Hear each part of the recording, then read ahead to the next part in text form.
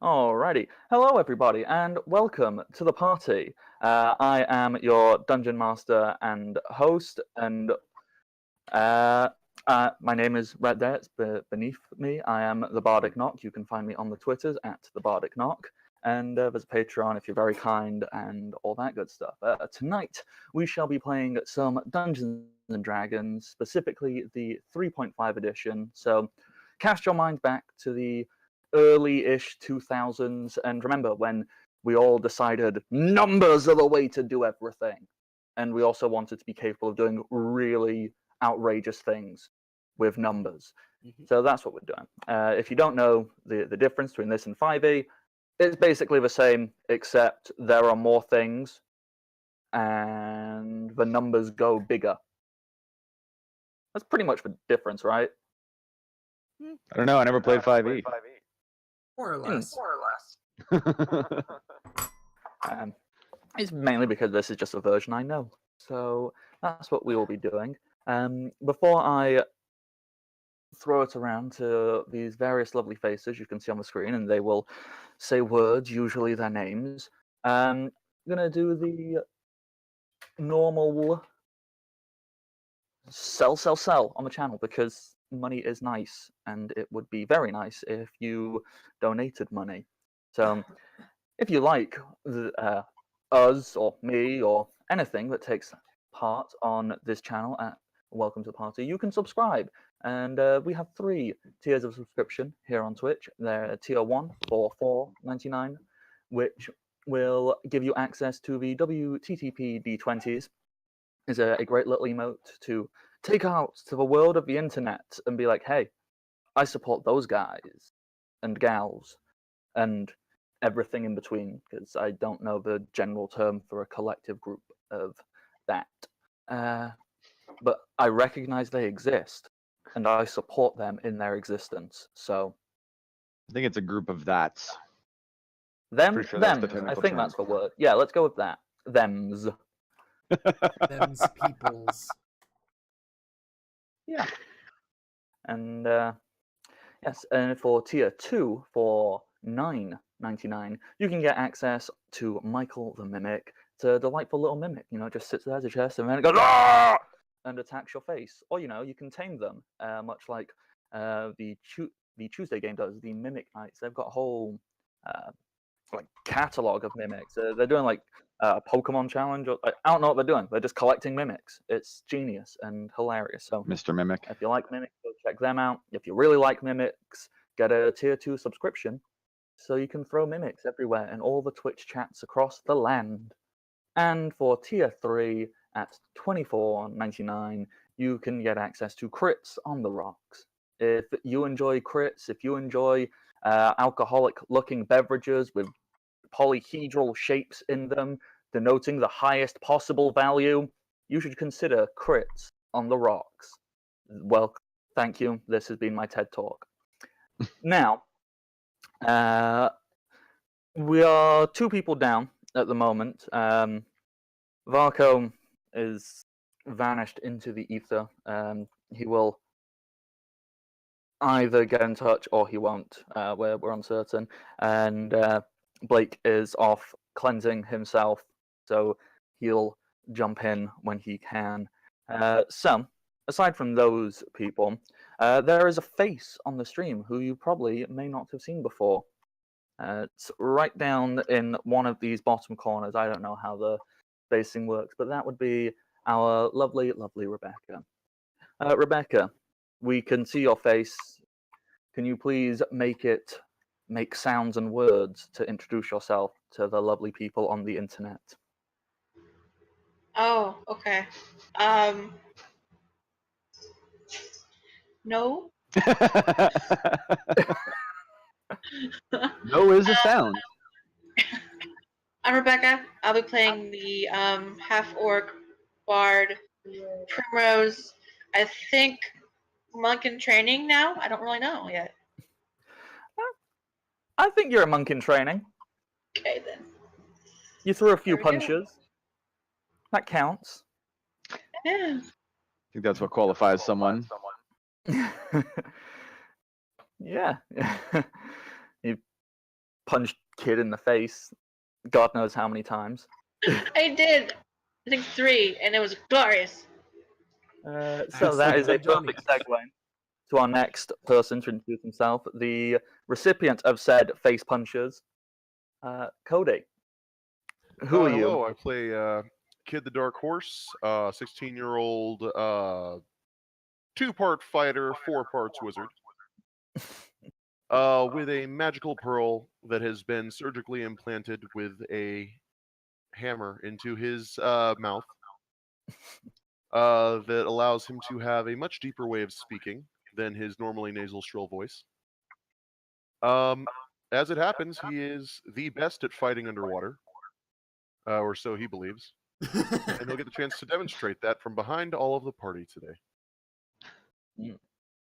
Can't be wrong if you're dead. That's how that works, right? Exactly. Oh, wait. I'm. No witnesses. Yeah. Yeah. Mm-hmm. So, TJ, you perfectly slid yourself in there to be the next to introduce themselves. Yeah. TJ, who is this funny man who says funny, witty things? I consider perfectly sliding myself in there a life skill. My name's TJ, and I'll be playing Flick the Halfling Rogue, and sarcastic commenter upon this fictional life we have created together. You're telling me this isn't real?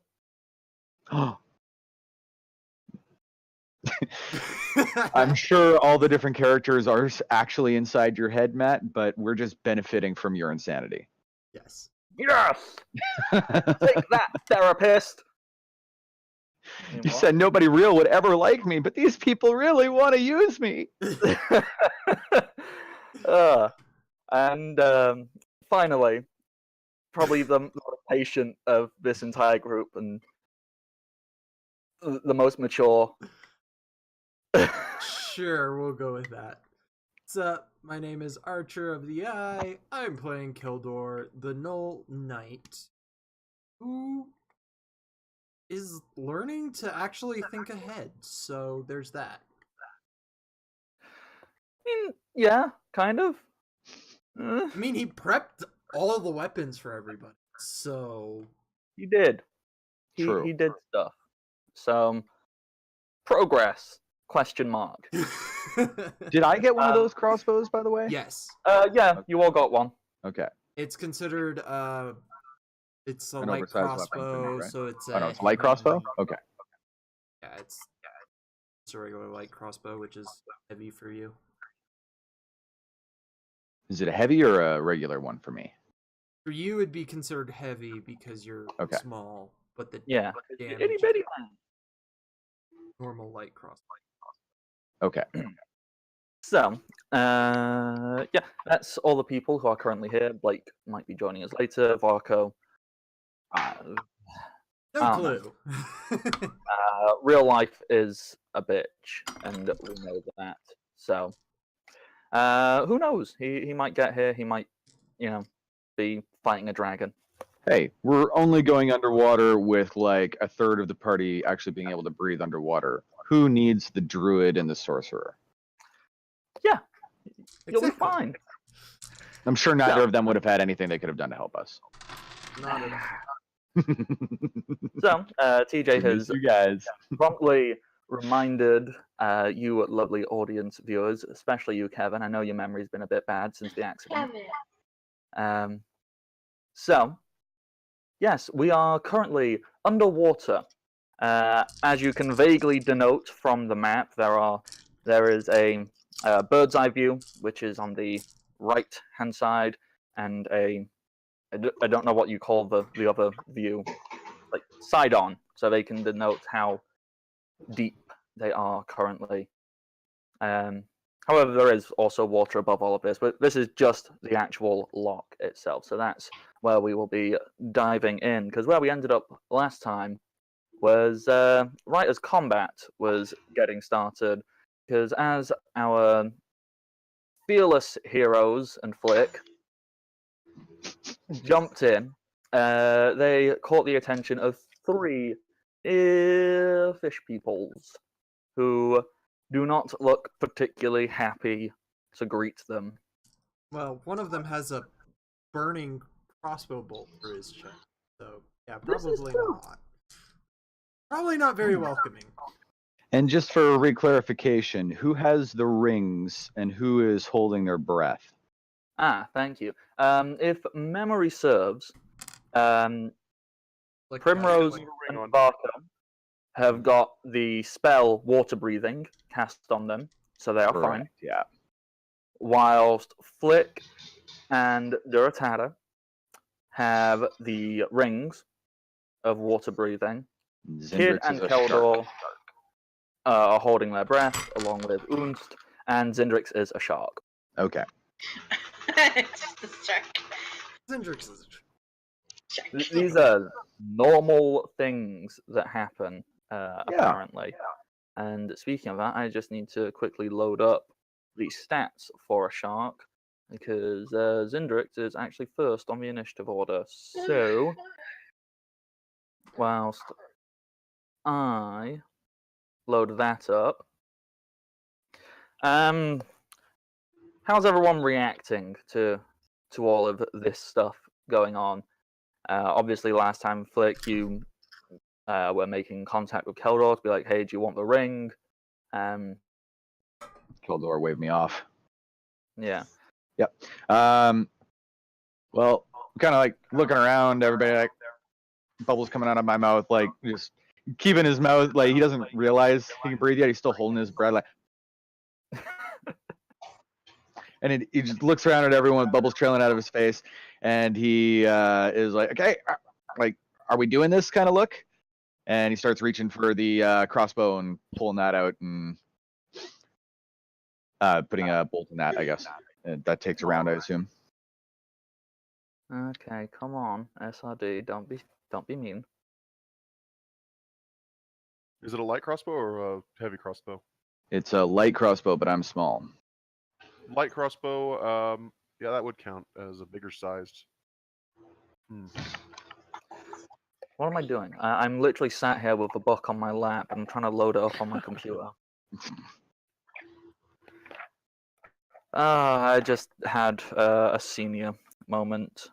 Well, it's funny because I would believe it if you said it the other way around too, and you're like, "I have the book sitting right here. I'm fucking around looking at that, can't find it. I could just type it into the internet and have it pop right up." Yeah. It's just SRD is being slow for some reason. That's fine. So snake shark, because shark comes Snake before shark? snake. No. Snake sharks. Zindrix can't turn into those yet. That's next level. Snake Sharknado. All right. Snake sharks on a plane nado. Sharknado versus Human Anaconda, a movie by Sci-Fi. Oh, wait, it's been Okay, done. so we've got a swim speed of 60. It's +4 to hit, and it's a d6 +1. Cool. So, yeah, Zindrix can very easily just gonna swim down. Zindrix usually charges. Why wouldn't you charge at this point? It's a swimming charge. Goes for the hit. So that +6 takes it to that. That is a hit. That's a doodly-doo. Okay, yeah. Zindrix rushes up, takes a big, meaty bite out of this first fellow. Here. So, there's that. NPCs. Well, since neither of them have a swim speed, they need to take a 4-round action to move half their total speed. Mhm. Because, I think so, swimming yeah. is hard. They need to make swim checks to do so. So, let's. Okay, Unst fails miserably and starts flapping around. He starts floating up. It just starts going. He's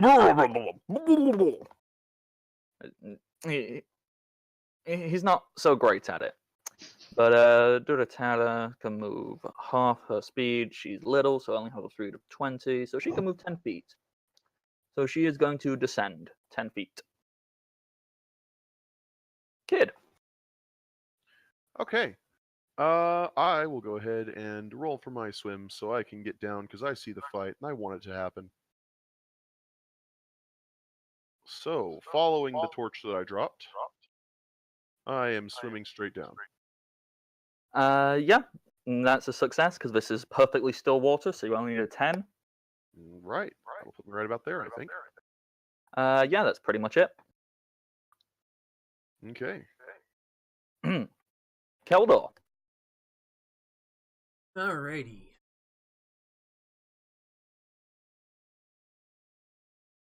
Oh, What we do torture I you on want something to fresh. do?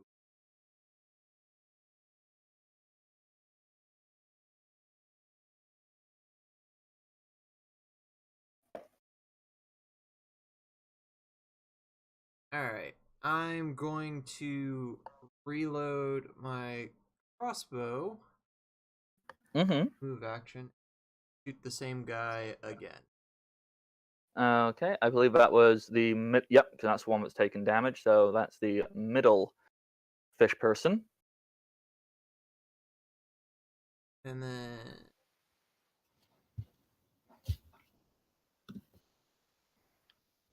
this.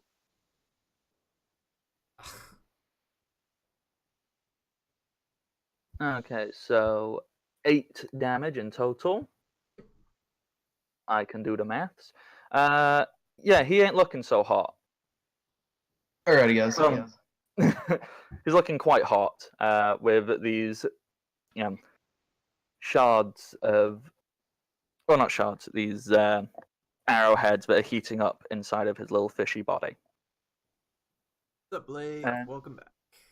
Yeah, Oh, we have a Blake here now. Quickly, Blake, do you want to introduce yourself and whatnot? Whilst I'm assuming Archer is working on fixing the cameras and whatnot as we speak.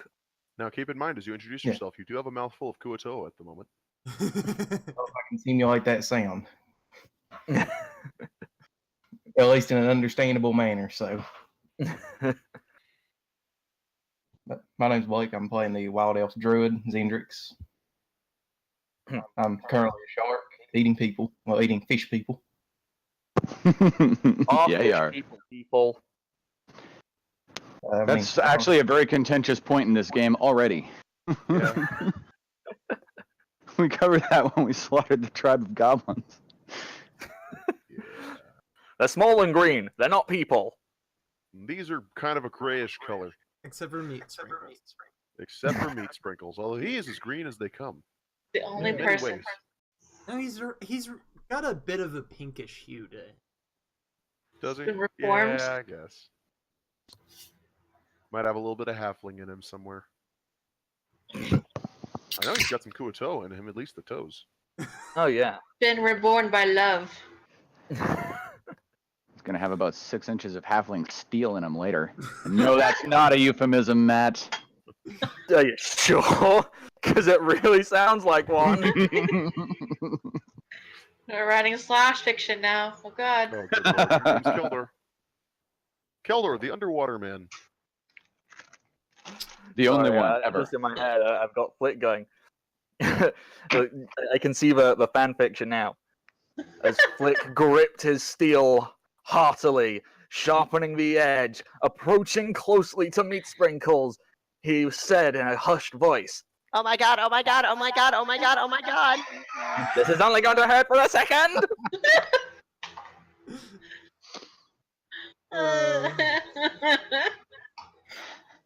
Have you know Flick is Primrose. master of the tantric killing arts? He ekes it out over hours and sometimes days. Oh my god. Primrose, do things. The underwater bard, ready to go. Wait, did Keldor get a chance to move? I used my move action to reload. Okay. Hmm. I mean, we can't just move on from that. That would be sinful. Okay. Let's see. So I have that spear thing, right? That what thing? The thing kid gave to The me. javelin. That Yes, the spear. Yeah. the spear thing. Yeah, spear thing. I couldn't quite hear that's what you said at first either, Oh, okay. but then I figured it out.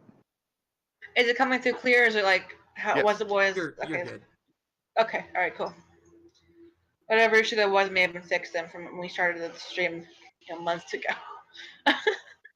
Okay. Let's see.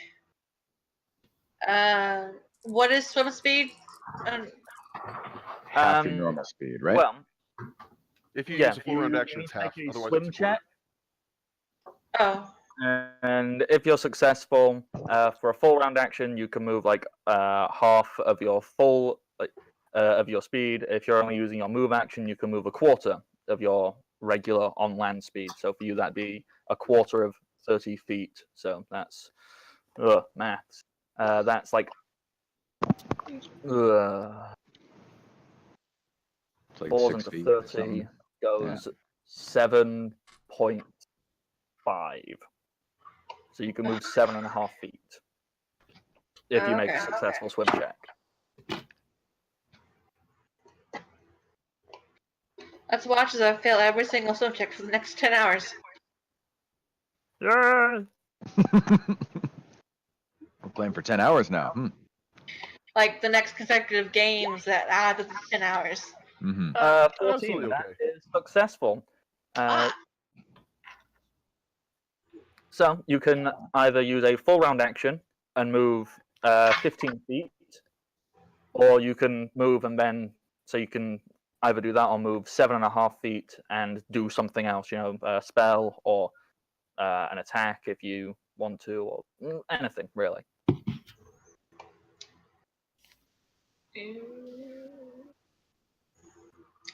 Okay. I'm just gonna move the standard couple feet. We'll just move down. Okay.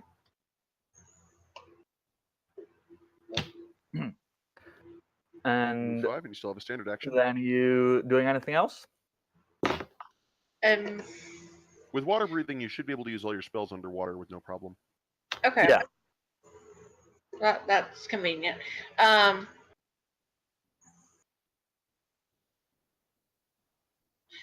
Sound burst is 10-meter radius?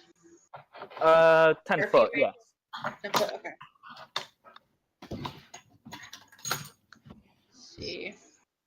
The Englishman correcting the American on meters. Can I ask what the hit die is on these fish people?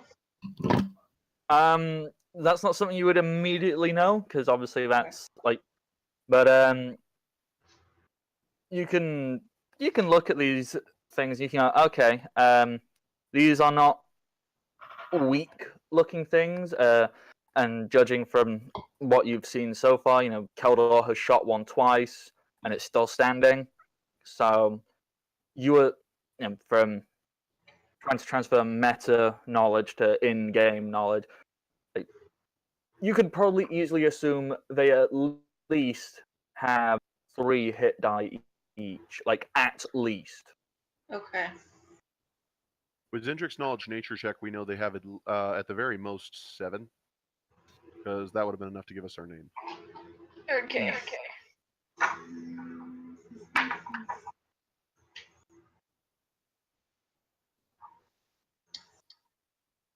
Although, admittedly, casting a spell is one of the most surefire way to figure it out. Yeah. I kind of want to try sleep. Yeah, go for it. All right. I don't remember if we got it fixed or not in the sheet, so we'll see what happens. I didn't do anything. Go for it.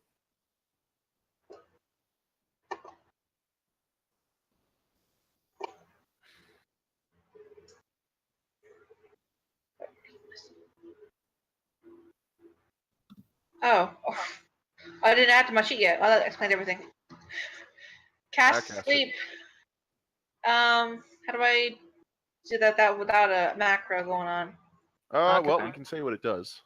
Yes, that's the best bet. Do you have a description of it? Because if not, I can load one up now and read it aloud. If the SRD stops being so. All I have here is you're puts not gonna 4 have a SRD. HD of creatures into magical slumber. That's all I have for it. So. Okay. I'm like 90% certain that's a will save. Yeah. Will save. It's a medium range. Yeah. Okay. So, the save DC, we can figure that out together. Sleep is a level 1 spell, so that's 10 plus 1. And what's your charisma modifier? Oh.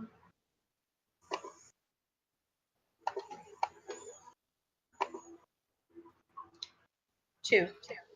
Okay, so they need to beat 13. Just a roll Okay. 20.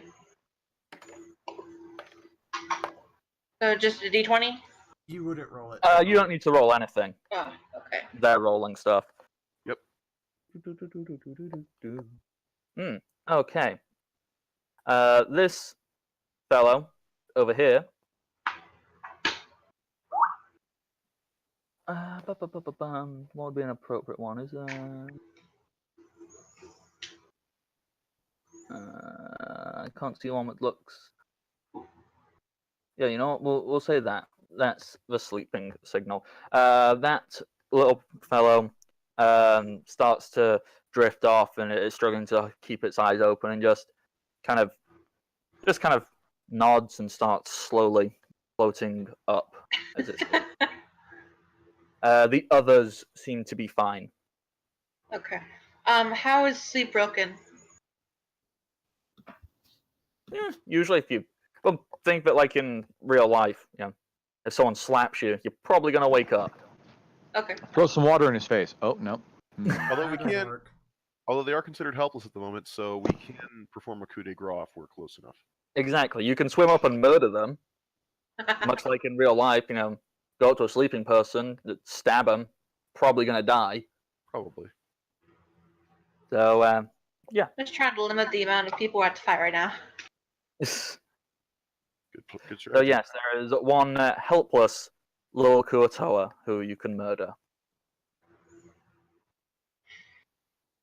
Okay, Varco is not here, so you know what? I'm just gonna bring up his character sheet and have him do his favorite spell, Scorching Ray. That would look cool underwater. Be all steamy. Yeah. It'd look like a bubble beam. All right, so the only one on top is the one that matters. Bubble So beam. 15 Bubble, fire. bubble, bubble. Okay, so hitting 22 for 15. He's going to go for the same one Keldor has been hitting, and he's going to point out a finger gun, and he's going to go boom, boom, boom. And this red beam of heat just fires through the water. You can see steam physically coming off of it as it does so. As it flies down, slams into that Kuotoa, who it hits the Kuotoa straight in the chest as a huge air bubble erupts out of this Kuotoa's mouth as it just falls backwards and lays limp and lifeless in the water. Woohoo! Yeah. 2 down. Flick. So these things attacked us first, right? Like when we jumped in the water, they started shooting at us, or did we start shooting at them first? I can't Well, remember. technically, they shot Kid out of the air. That was Yeah. at a different time. Yeah. Yeah. This specific encounter, you shot first. But you had previous knowledge from previous encounter. It's like, well, they're going to try and kill us, so. Yeah, and these ones have weapons on them and everything. Like all of them do, right? Yes, these 3 are equipped with weapons. Okay. All right, I'm going to attempt to shoot this new underwater crossbow. So I don't have a macro for that or anything.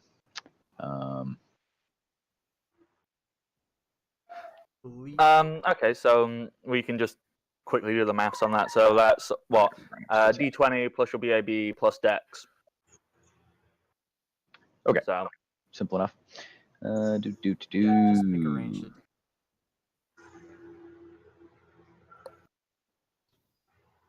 Damage is one. yeah. If you're firing at Oh, that's a nat 1. Okay, so now I need to decide what happens with that. Who are you aiming for, out of curiosity? Well, the one that's alive and fighting. The one that is in combat with Zindrix. Yep. Okay.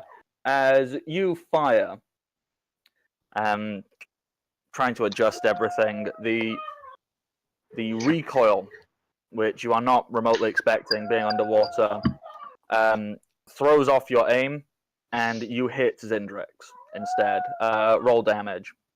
Don't worry, guys, I got the shark. Wait, where's Hendrix? Good thing Zinder's heals up for a full night's sleep after that. So, yeah, just roll a d8, please, for damage. And why don't I have my dice roller open? Because I'm dumb. That's why, guys. I'll just admit it right now. Okay, Zindrix, you take 4 damage as a crossbow bolt flies and hits you in the back. Wow. Okay.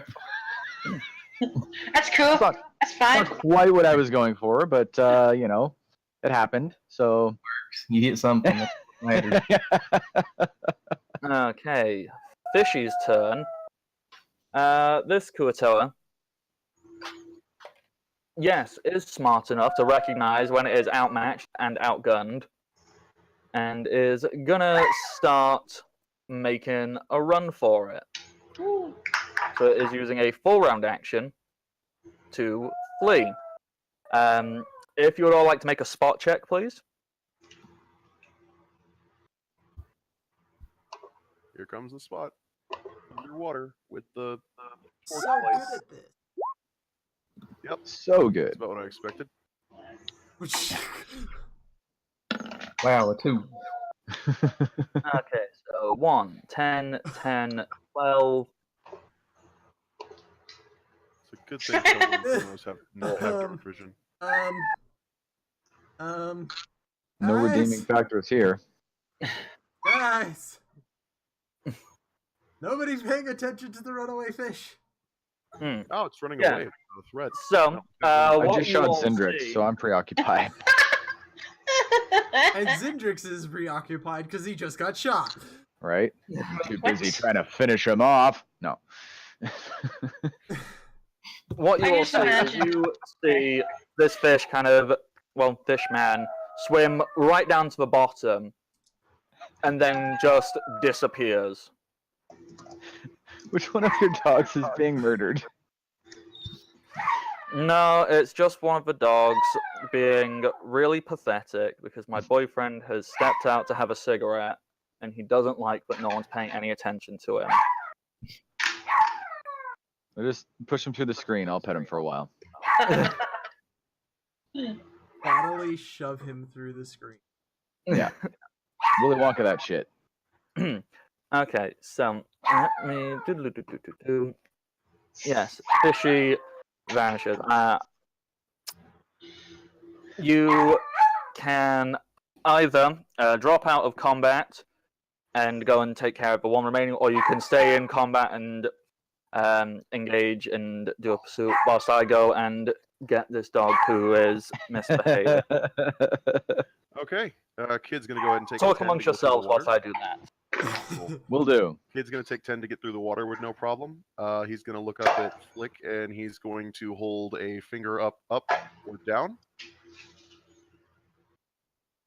Don't we have to finish off the shark? What? No? Oh yeah, there's a shark right now. So it's like, imagine a shark just like a pissed off Here, shark here. face.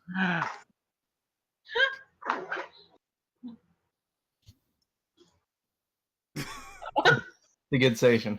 Take the ring so you can talk to me.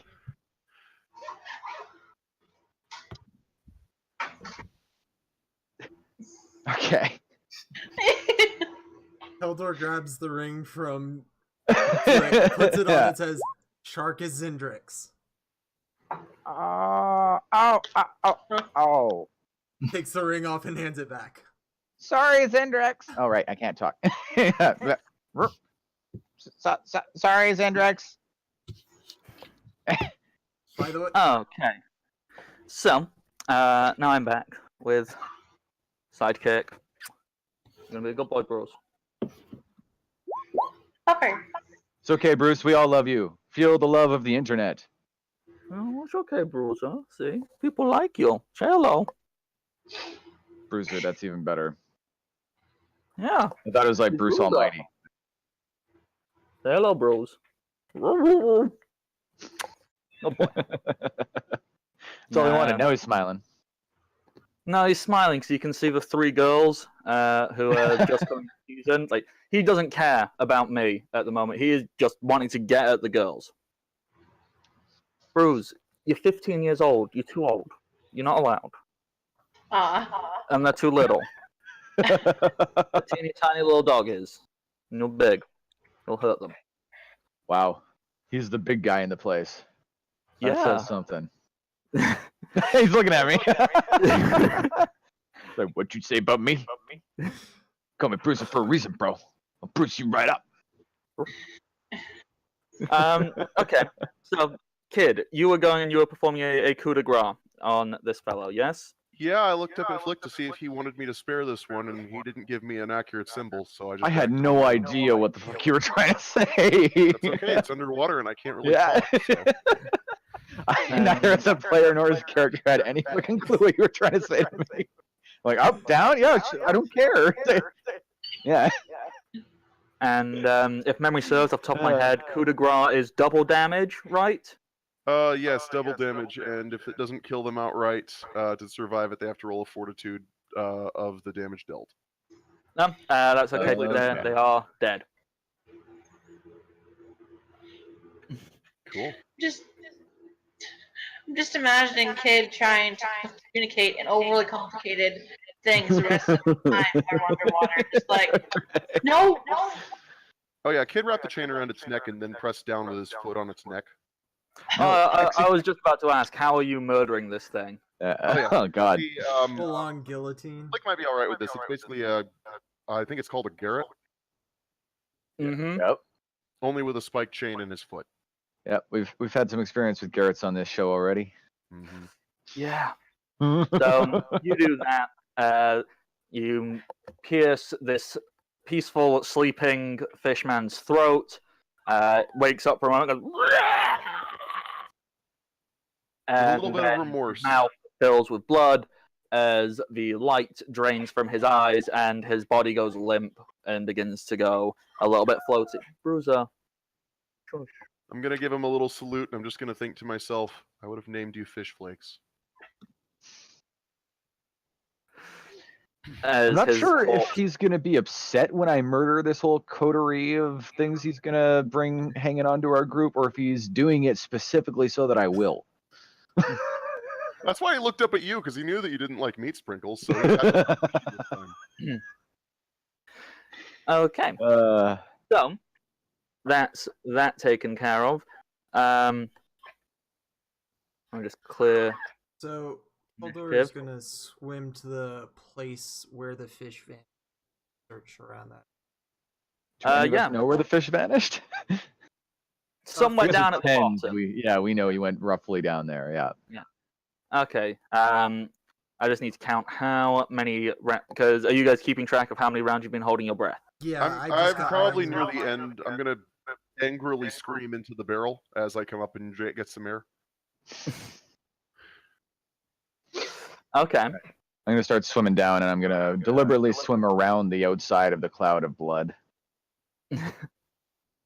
And if I go by Zendrix at any point, I'm just going to give him a pat on the side, sorry, fish man. Holy crap. Fish woman. Okay. Keldor, you get down there and you start moving around some of these reeds and whatnot, and you are just certain, okay, must have turned invisible. It's here somewhere. You believe that this fishman is still somewhere in the lake. Probably buried under the mud. Start poking the mud with my spear. Okay.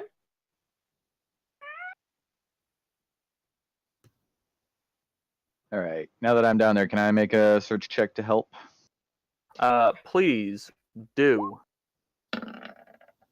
23. That's a bit better. I'm probably more used to looking for tiny little cracks that you can, hide away in than you are. True. My life has probably depended on it far more times than yours has. Okay, so with a search check of 23, yeah, Flick, you get down there and you start moving some stuff around, and you find a very obvious hole which seems to lead down quite a tight-looking tunnel. Okay. Does it look like anybody else will be able to fit down there other than me? It looks like you could all fit down there if you squeezed. Okay. However, it would mean you have to move slower. Except for you, you're fine. So I can I shout to the people? Like, does my voice travel underwater? Yeah. Not well, but it does. Yeah. So I'm imagining it sort of almost like you're talking through a pane of glass kind of thing. Like, hey, you guys can you hear Talking me? underwater, yeah. Yeah. Talking underwater, but not like distorted by the bubbles coming out of your mouth kind of thing, right? Yeah.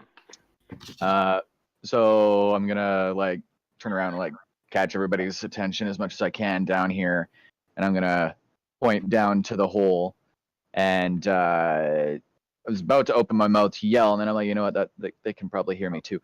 So I'm just gonna, if I can get everybody's attention, just point down here and motion to the hole that I've found, and I'm gonna wave Zindrix over again, and I'm just gonna whisper to her, You're probably the best suited for going down a tunnel, with the sharp end first, right?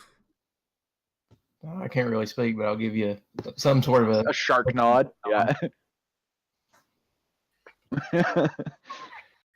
Jaw snap. Yeah, clap your jaws twice for yes. Once for yes, twice for no. There you go. Clack, clack. We can roll with that. Yeah. All right. So, yeah, I'm just gonna motion everybody down here. This is the way. If we're following them, this is the way we gotta go. But yeah, I'll go in the little hole first, I guess. Eldor's gonna be Okay. right behind. Yeah, I'm happy to let some just bigger people go first. reveal where that tunnel is. If you would all like to maneuver yourself down there.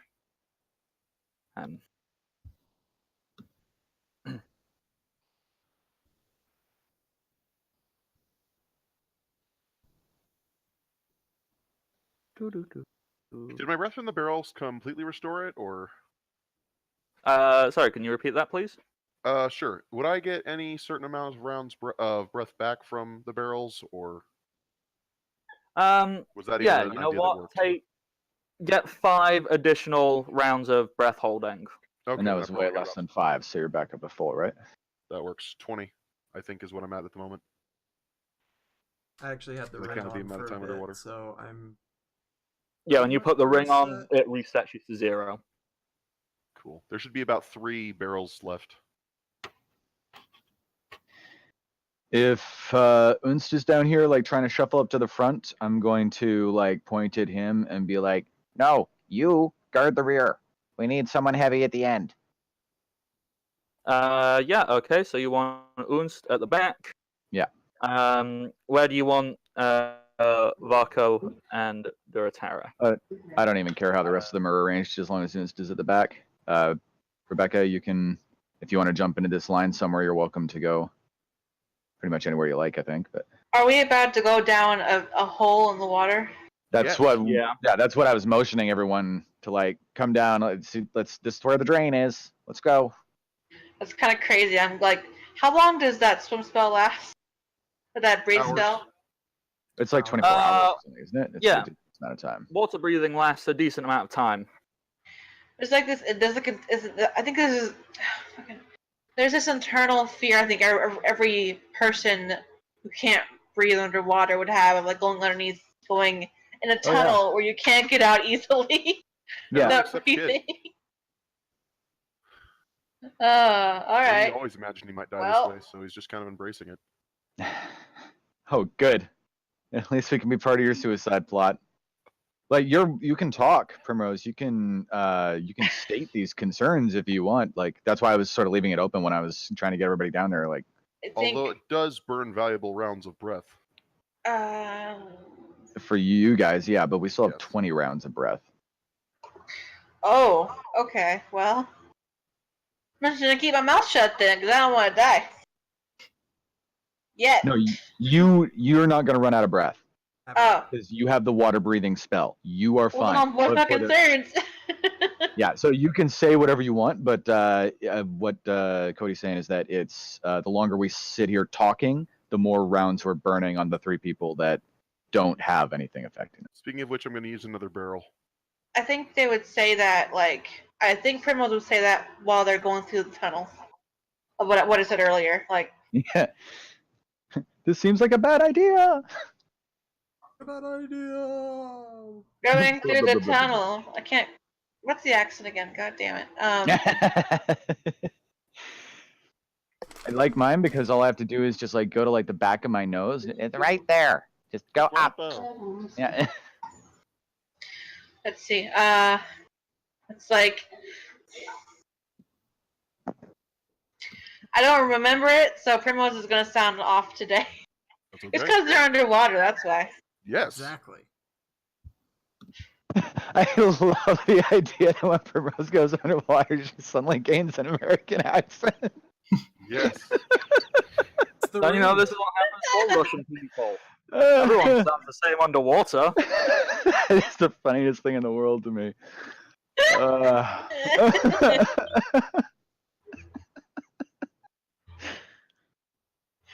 Just like instant, just like Okay. playing with it like on the surface of the water, like, hello everybody, I sound weirdly weird when I go down here. Do you guys hear this? It's really weird.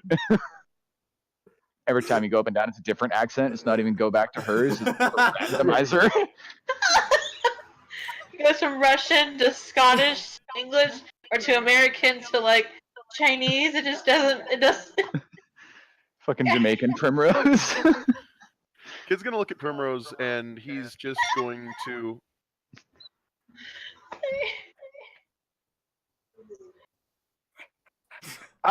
I really got to work on our hand signals, kid. No, I don't want to do that. What? We've had this talk. Go down the Too tunnel. old for you, kid. Reveal the tunnel. Before we evolve even further. Okay, so Zendrix, you're leading the way. This is quite a tight tunnel, so you'll only be able to move at half speed. However, you're a shark, so you've got your own swim speed, so that's fine. You don't need to worry about that. You can get through this in no time at all. So let me just reveal some Wait a more of minute. that tunnel for you. I have a question. Yes. If Zendrix is a shark, couldn't we just like form a train and grab onto her back fin and just be pulled through? To Well, be her fair, back it's fin is versus a what medium pushes her. shark. Yeah. Or her tail? Yeah. There's a The couple problems strength with that. it would require to drag all of you is way more than what a single medium-sized shark can do. With water? Plus, Okay. Take 10 through the water, we should be able to get through with no real problem. Plus, if you have ever touched shark skin, if you try and grab it, it will slice the entirety of your skin off. Mm. Yeah, because it's designed to be smooth one way and rough as heck the other. You can't grab it. Primrose is like,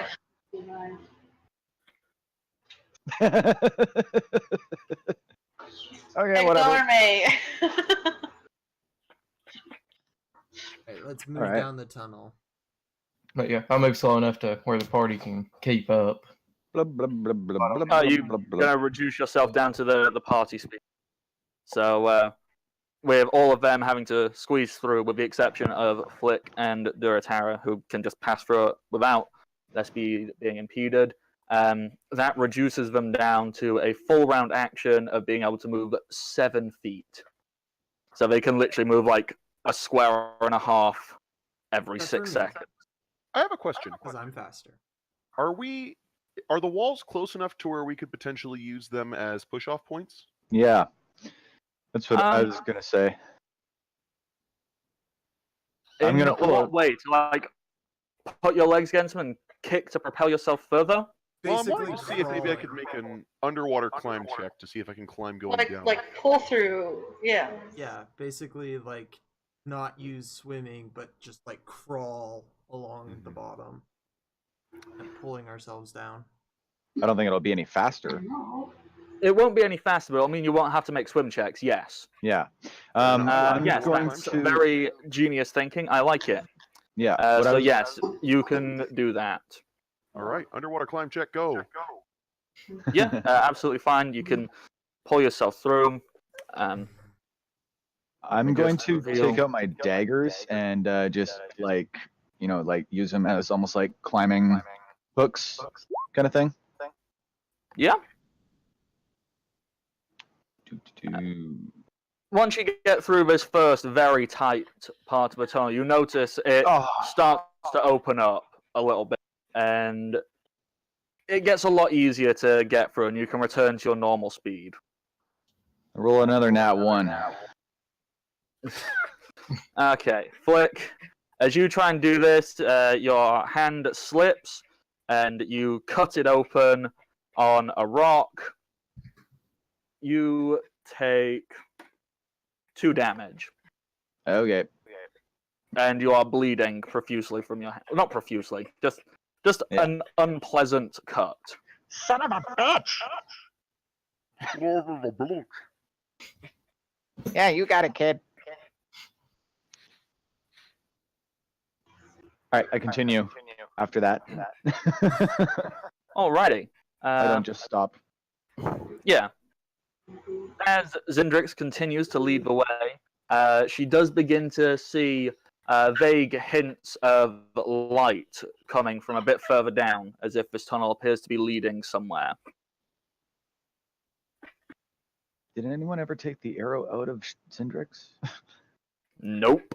It's okay, I'll just make them look more badass as a shark.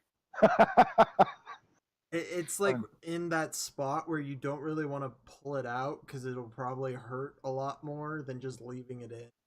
Hey, Yeah. there's no blood coming out of it while it's there.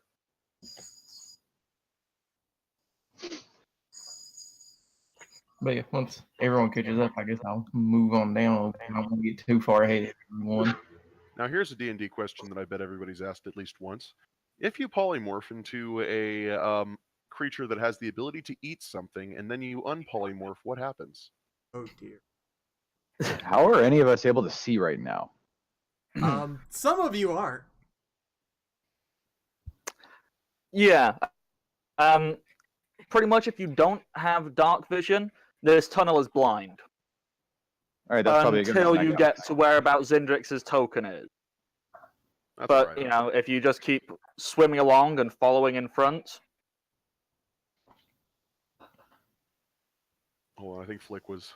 And Keldor keeps Further down the looking house. back and making sure that the party isn't like in Hung too up. much trouble because he can see them.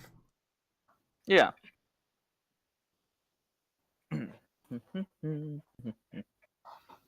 I need that layer to help pull people down still.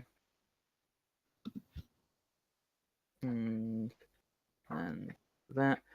Okay, so you notice that the tunnel starts to go upwards, and you can see what appears to be like a surface level. Like you can see, okay, there's the water stops up above me now. If you continue heading forward. Okay. Man, one soften earth and stone spell would kill all of us right now. Probably. Yeah, let's hope it doesn't happen. Okay. If you ever wanted a chance for a TPK, man. Yeah. Now's the time to do it. Nah. No, he'll just throw another wall at us later. Yeah, or just put us with another mountain. That works too. Alrighty, so there's air right here, you say?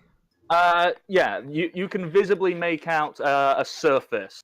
Like, oh, that's where the water ceases, and you can see hints of light coming from it. Okay, I'm going to actually, since it's out of water, I'm gonna move up past Cindrix, but I'm going to attempt to move as silently as possible. I'll do. While still swimming. Yes. So he's attempting not to bump into things underwater, I guess. Okay. That's pretty quiet. So are you pushing past and heading to the where you can see the surface? Yeah, like I'm I just gonna- like peek my head above the water and see what I can see. I'm going to start following him in that regard, sort of sneaking up behind him. So I'm going to roll a move silently as well. Like seeing what he's at, I'm going to start following and imitating him. As you are pulling yourself like closer and closer towards where the surface of this water is, you notice that the tunnel ends, and there seems to be like a cavern, but the water is still above the cavern floor, only by like 2 or 3 feet. So you could probably stand on this floor, but you would still at least be, halfway submerged in the water. Keldor, what you see in this room is that a collection of fish people and one large-looking, aggressive fish, which appears to have the face of like a wild animal, and they all stop and stare at you. As you've just kind of swum up, and you kind of like poke your head out, and they all just turn and look and see this little hyena head that pops out of the water. Soaking wet hyena head. Well, so much for surprise. Back in the water. Yeah, let's definitely fight them in the water. Seeing Keldor tense up a little bit, kid's gonna tap the back of Flick, and he's gonna just go. It's going to go like, what? Oh dear, we lost Blake. Okay, I take sorry, the can ring you off, repeat that, and please? take a big breath and pass it to him. There he is. Back again. Kid's going to put it on, and immediately, given the ability to cast spells underwater, he is going to use mirror image on himself.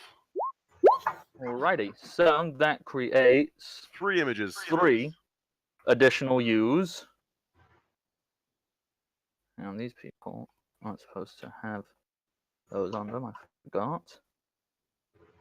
And I want them to spread out in a line from me, with one of them coming out of the water above Keldor. Alrighty. So, like, form a chain of them, basically. Yeah, so in front of you there's just a line of kids. Children, if you will. The children. So of the there's a kid. You've school been of waiting kids. for a while to say that, haven't you? Yes, I have.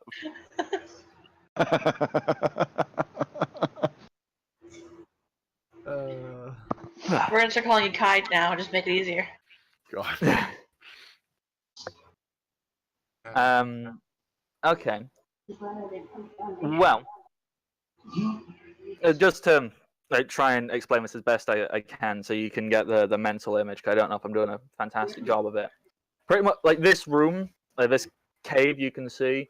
It is plausible to stand on the floor here, and when you stand, you will be at about waist level, still in the water.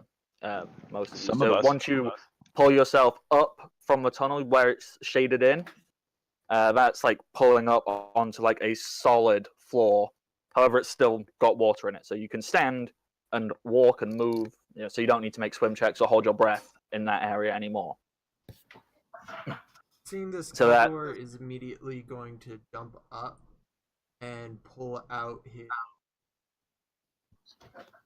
and just Okay. go full defense.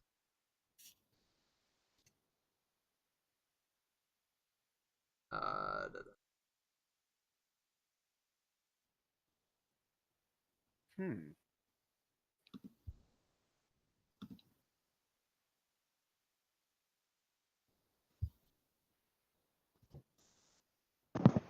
Guess we got to roll initiative again, don't we? Yes, you are going to roll initiative in a moment. I was just letting you all describe what you're doing. Okay. What I would like to do while you're figuring that out, Kildor, is so it's waist level for everybody else, which means I can barely get my nose out of the water, right? Oh yeah, Flick, you can stand, and if you tilt your head back and look directly up, you can keep your head above water. Okay. So since I don't need to do that, I'm going to run out and I'm going to go in a crouch just under the surface of the water, and I'm going to roll a hide check. Yes. Roll that hide for me, please. Mm-hmm. Do. That's high. That is very high. Okay, that'll be taken into account. And Kid, you have your school children all in front of you. And Yes, did you so- say you wanted one of them to appear at the surface level, like just stood there looking menacingly?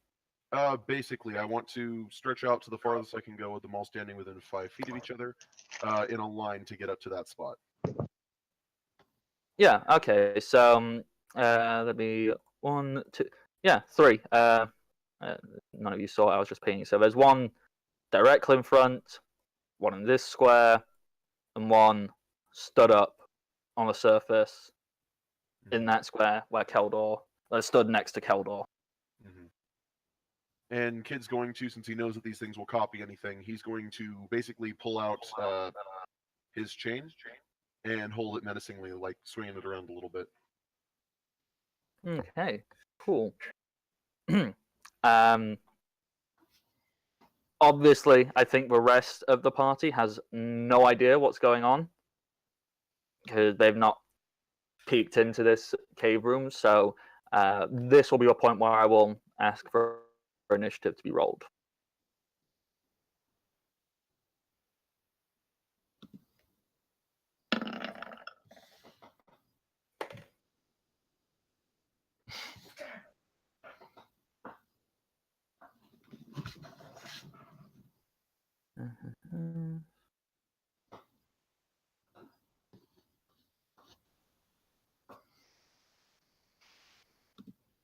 And that fellow. So,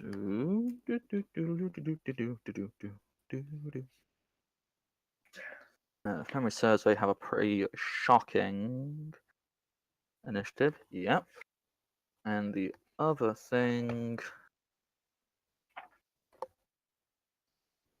Yep. Cool.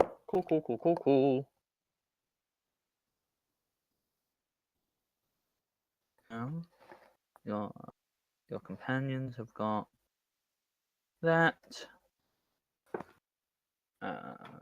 They, yikes, have got that, and you have got that. Okay, so sort that. Alrighty, wonderful. Before combat begins, because we're pretty much at the time to take a break, figured take a break a little bit earlier than we normally would, and then we'll come right back in for the combat. All How's that right. sound, everybody? Sounds good. Wonderful. Okay, we will be back in around about 5 minutes, so I can go and have a cigarette, and other people can do whatever things they need to do. Hope you're enjoying this. Stick around, and we will be right back.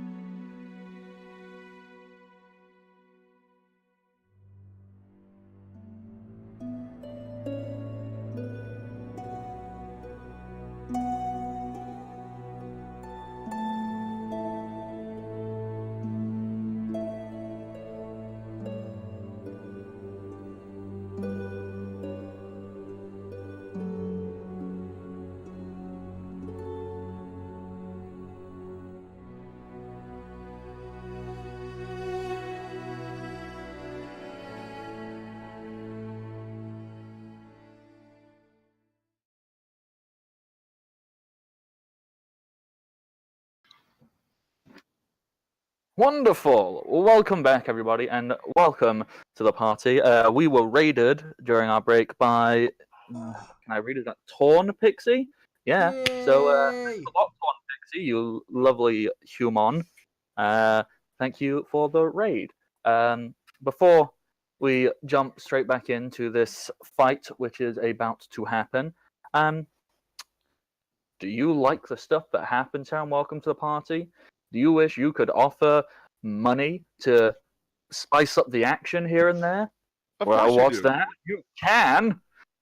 Yes, for 500 bits, you can affect any game on this channel for in a minor way. So whether that be a natural 20 or an instant success on a skill check or whatever such thing, usually decided by the dungeon master or the person running that game. That's just for a mere 500 bits. Or for 1000 bits, you can have a large effect. So that is something like maximum damage, instant short rest, recover spell slots. Once again, at the DM's discretion. So I'm very open. I'm totally cool if you want to say, I want a dragon to appear. Hey, we'll figure out, and you donate a certain amount, and boom, a dragon will appear. For shits and giggles. Why not? So, with that taken care of, let's jump back in to where we left off. Our delightful heroes pulled themselves, well, not all of them, some of them pulled themselves out of this underwater tunnel to find themselves in a water-filled room. Goes up to about the waist on most people, for Flick, about his neckline. And in this room, there is a collection of fish people and one large, aggressive-looking fish cat thing. And the last thing that happened was Flick decided to hide himself underwater. Flick, you have the highest initiative. What would you like to do? All right. Seeing that Keldor, sort of like fucked the pooch and told everybody that we're here and they're all just staring at each other right now, I'm going to, having hidden and made my way into the room, I'm going to make my way a little further into the room. And then the way I'm understanding this, the map that we just came from that the viewers can't see right now, that was a side-on view, right? Is this Yes, room Yeah, is this room also a side-on view, or are we looking from the top down now? No, this has gone back to a simple bird's down? eye. Okay, good. That's what I thought, but I just Yeah, wanted to sorry, I should have clarify that. specified. It's all good. We're all there now. So Flick going over to what I imagine is the wall here just behind him on the top. Mm-hmm. Yep. He's going to, being hidden under the water, he's going to climb up the wall and jump just far enough out of the water that he can turn around and throw a sunstone at the wall behind Keldor's head. Or not a sunstone, sorry, what's it called? A flash pellet. That's it. Yeah, kid's the one So- that with sunstones. Yeah. So I throw a flash pellet at the wall. It bursts into blinding light and should blind everyone in the room, hopefully except for Keldor because he's facing directly away from it. And I, of course, close my eyes as soon as it leaves my hand. Alrighty. Fantastic. So, and I'd just like to end that by tumbling back underwater, and if I can, even tumbling like 5 feet over this way, so that I'm not in the same spot. Okay, so series of things that you definitely want to climb. You don't want to like try and like just. Well, it's not even like a push climb. off I'm just from the floor. yeah, I'm just gonna like push off from the ground, yeah, like up against the wall kind of thing, so that I can turn around. Okay, yeah, cool. You don't need to make a check for that. That's fine. And you only Yeah. moved 5 feet in the water, so you don't need to make a swim check for that. The tumble check you will need to make, and just a thrown attack to hit a specific square. So just a ranged Sure. attack to try and hit that square. Okay, so I will roll the tumble first, just because I'm on that already. Oh, so it's a solid getaway. That's All right. perfect. And Okay. Basic ranged attack. It's a 24 as well. So Okay. Do you have a description of these flash pellets written out for me? I Yeah, haven't created one myself. I thought they were just like small like pebbles that when they make contact with something, they burst into light. Yeah, I was just trying to remember what the saving throw is on them. Saving throw Oh. is 15, and the radius is a 5-foot burst. Oh, that's all? Yes, it does appear that way. Well then, Hold on, that's not the magical items flash pellet. Is this the magical item is what we want then? Yes, it's a flash magical pellets. item.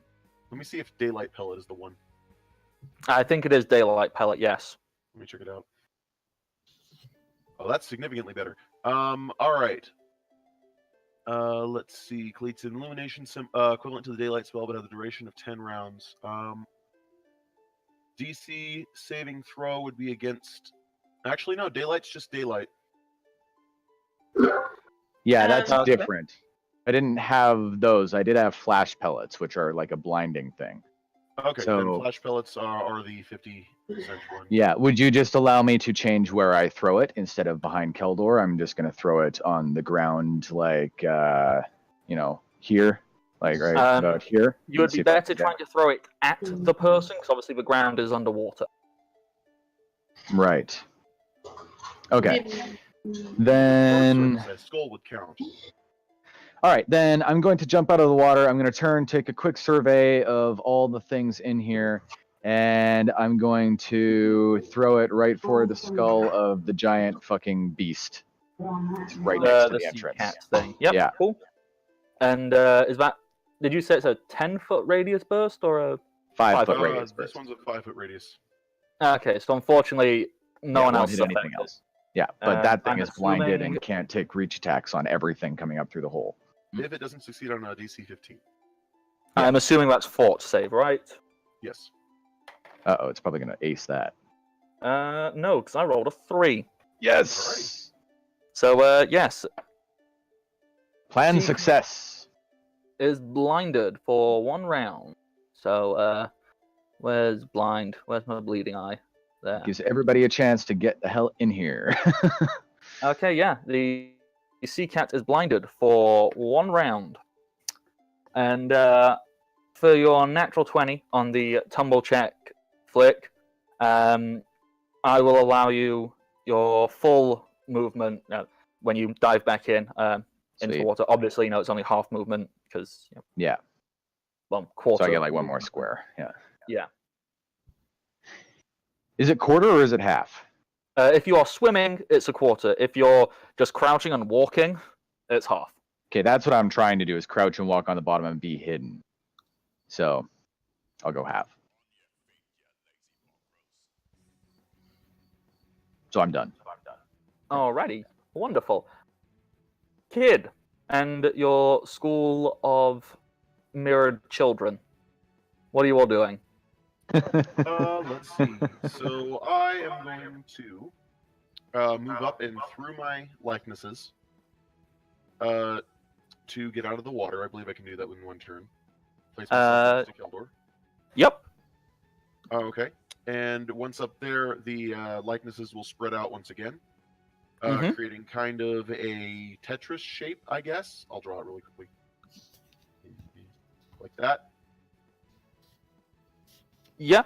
Well, obviously you've only got 3 of them, so... Yeah. Okay, so in that case, the just surrounding Keldor. Okay, yeah. I was about to point at my screen and then realize you can't see what I'm doing. So, you want them, like, in a line in front of Keldor, so, like, one... Kind of like a corner piece, like a... Ah, okay, so this... Yeah, there. Yeah, so with 1, myself 2, and at the 3 end. in front of Keldor. Okay, and let's see, did it take my full action to get out of the water like that? The movement... how far would you have moved? So 1... 10 feet. 2, yes, that would have taken your full movement to swim up to there. All right, then I got myself in a defensive line. Wonderful. Of illusions. Okay, so now we have the fishy boys. 3 of which look very standard, like the ones you've been fighting so far. One of them, however, appears less combat focused. He doesn't appear to be carrying the large weaponry like the others. He does seem to be wielding a staff and wearing some kind of, not robes for fish people, but basically shamanic things. So it has a few bones, a few fish heads and whatnot surrounding him. That would be the fellow there near the exit. So, the 3. Okay, well, that one's gonna go and try and attack the first person there.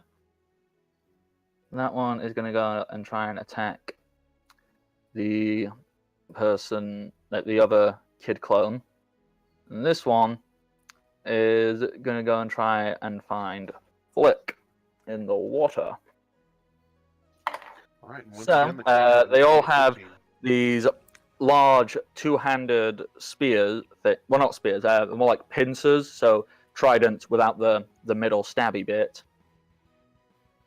So first one attacking a kid clone. What's the kid clone AC? 13. Yep, that's a hit. One kid clone goes poof. Other kid clone goes poof. And Flick. Ooh, that's not going to hit you. The third one stabs into the water and doesn't find anything. It just like hits the floor. Like, oh, nope, I don't hit you. The one in the back, he looks at the onslaught of people coming forward, and he does not like the look of you. Like any of you, just jumping out and being like, ah! So, what he is going to do, he's going to get a spell ready.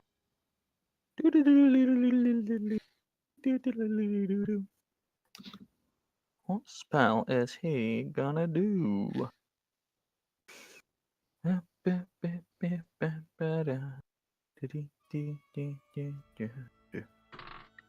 None of them. Don't like those spells.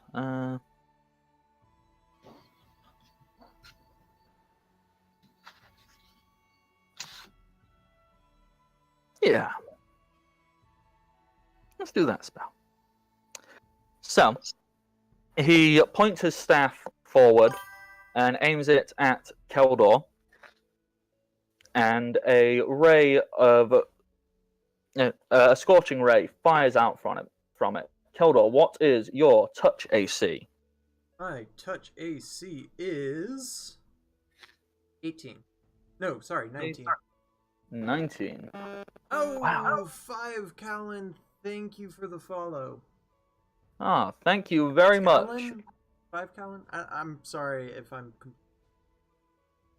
Yeah, my Twitch is being slow, so I'm not looking at it right this second. I'm gonna get it. 19 touch AC. That's really good. Oh, you've got Defensive magic weapon. protection, haven't you?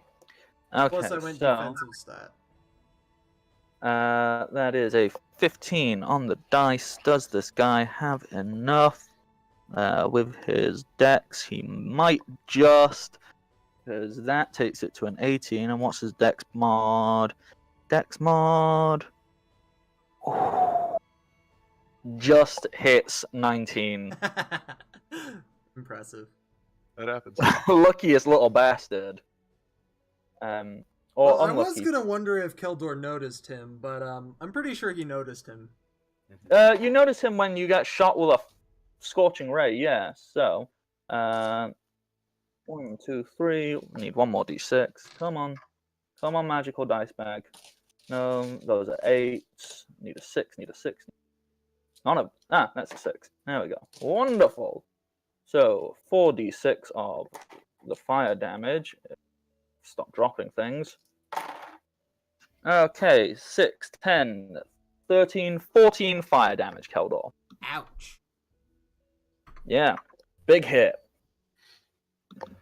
And that is the fishy boy's turn.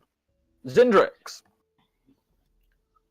I'm gonna swim up, and I'm not gonna break the surface, but I'm going to get out of my wild shape, and I'm gonna do what Fleek has done, is just sort of crouch under the surface. Okay. So I'll go ahead So, and do that. do you want to make a hide check, please?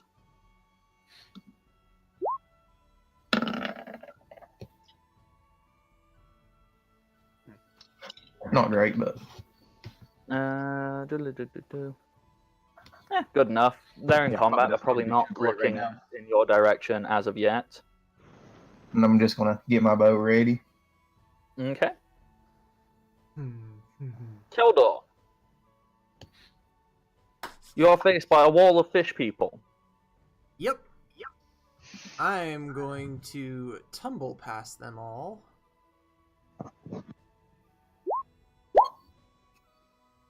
Yeah, even in the water, you do get a good enough tumble check to slip past them. And I'm gonna get in range of this guy. Remember, this is technically difficult terrain, so you are only at half movement speed. Yep, can still make it. Wonderful. Then Go for the squishy. No, and then.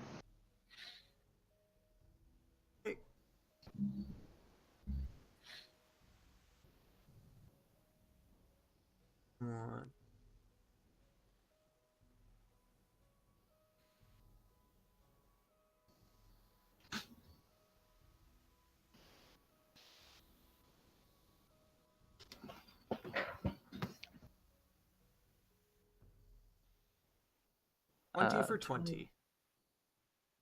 And the additional 1 because you have moved at least 10 feet. Okay, so 21 damage. Yikes. This fellow does not look so good. In fact, he looks remarkably ungood. Still alive, barely. And But as I jump past everyone, I make a cackling laughter as I jump past all of them and basically make fun of all of them. Fish fry. Yeah. So I like to imagine you kind of just leapt up and then kind of did like a dolphin dive over the top of them, Like swam up from underneath and just slashed up this little spellcaster in the back, going. just Or basically however like hyenas it comes. yeah, basically they all have to go after me Mm. unless they Wonderful. make their will saves. Ah, yes. Even the blind fellow. So, save a 50. They do have to have One. intelligence of 5 or more. So if it's stupid, I need to check if this cat is stupid or not. Pretty sure it's stupid. I think it is. Scoot, jip, jip, jip. Where are your stats? Stats! Yeah, the cat's stupid. okay, Pat doesn't have to attack me. Yes. Okay. Well, I know what that's doing. The sea cat is...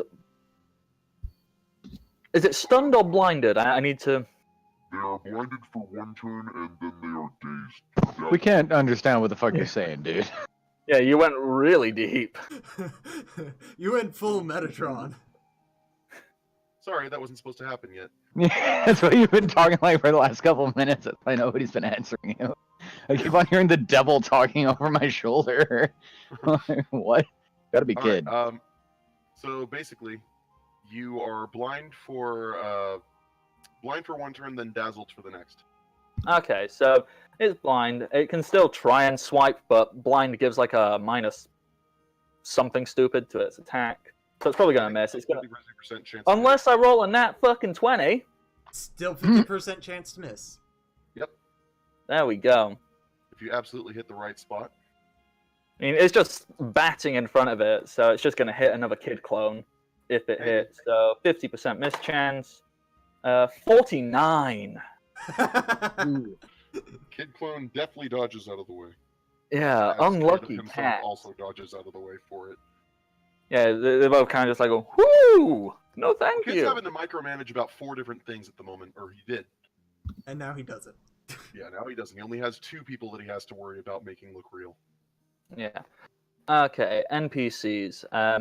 They have no idea what's going on, really, so they're going to spend 4 round actions just moving forward. Moving. Varco will do the same. Yes, Primrose didn't roll initiative, but that's fine. Primrose is just going to play it cool at the back. Primrose is going, I don't like what's going on. I'm scared. I'm confused. I'm worried. So Primrose is going to hang back. Flip. Is she?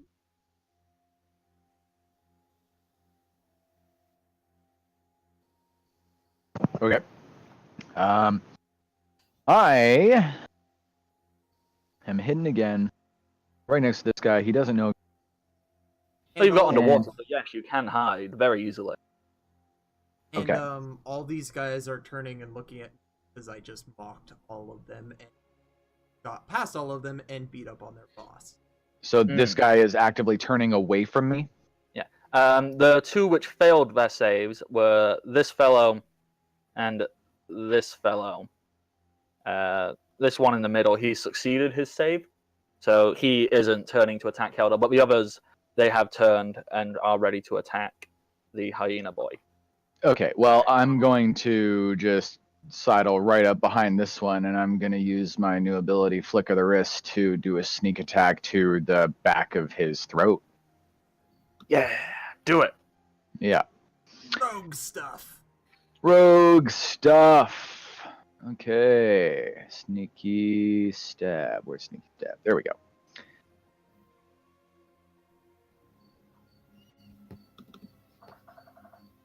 Okay, and it is a flank. Yes. No power attack. No additional bonuses right now for anything else that I'm forgetting, are there? Not that I I'm think aware so. of, no. Yeah. Wow. I only 7. hit 7. So sneaky he didn't even feel How it. did you only roll a 4? Don't know. Should have. Yeah. Because of Oh. your strength mod. Yeah. Yep, that'll do it. So, as you sneak in from a water, you go, just kind of try and bring it out, but it is hard to flick your wrist and do stabs in water. It's like, oh no, and you kind of just fumble around, like, oh, dang it. Good thing I've got 18 more daggers. / infinite daggers. / infinite daggers. Okay, so, kid. Okay. Let's see. So everyone's turning around and facing Keldor, right? Except for this thing This guy up here and this one. and the big fishy cat thing are not. Okay, I'm gonna make sure he doesn't have to deal with a spellcaster. So this will be basically the first time. Kid's going to look at this spellcaster as hard as he possibly can, looking him through. And His voice shifting much deeper. I believe this is you activating one of your, using your special new toy. Yep. And what are you casting? This is Power Word Pain. Pain. 26 There we go. damage. Okay, so, You should switch back so we. 1 for 6 damage per round. okay, so it is currently on that many hit points. It's taking that much. 5 points of damage. Yeah, that 5 points of damage as you speak this singular word. The spellcaster looks at you before it like grips its chest and begins to writhe in agony as it buckles to its knees and just falls below the water's surface. Okay. As far as everyone's concerned, Kid just made this thing have a heart attack. Hey, let me be the first. Alright, let's see. Let's see. So, adjusting my current health. I'm gonna go ahead and say it's just gonna work with current, so what the max is. We can't understand what you're saying, dude. Jesus Christ, it should fix itself. did it fix itself? Is it better? There we go. There we go. Alrighty. Not want to work. Alright, what I'm gonna do, just to keep it easy on myself, I'm gonna make it reflect my current health as my max at the moment. So I don't forget what my max was. Actually, I'll put it as non-lethal. That'll make it easier. Yeah. Because losing 2 Constitution like that is going to drop my max health. Mm-hmm. A little bit. So, as you speak this word, you feel some of your life essence kind of like shrivel, a little. You get a little bit weaker. You can physically, like, your posture will kind of creak down. And to a visible eye, you would maybe get like a tiniest little bit skinnier, less well looking. Your eyes might sink in a little bit, but hey, you killed a fish man whilst doing it, so It's true. Struck fear into their hearts and their little fish hearts. okay. I Meanwhile, can simply speak a word and have people die. Fish boys, come and get me. yeah, these 2 fish boys, numbers 1 and 2, they're gonna swim in, and as they do so, wielding their things, they're gonna charge at you.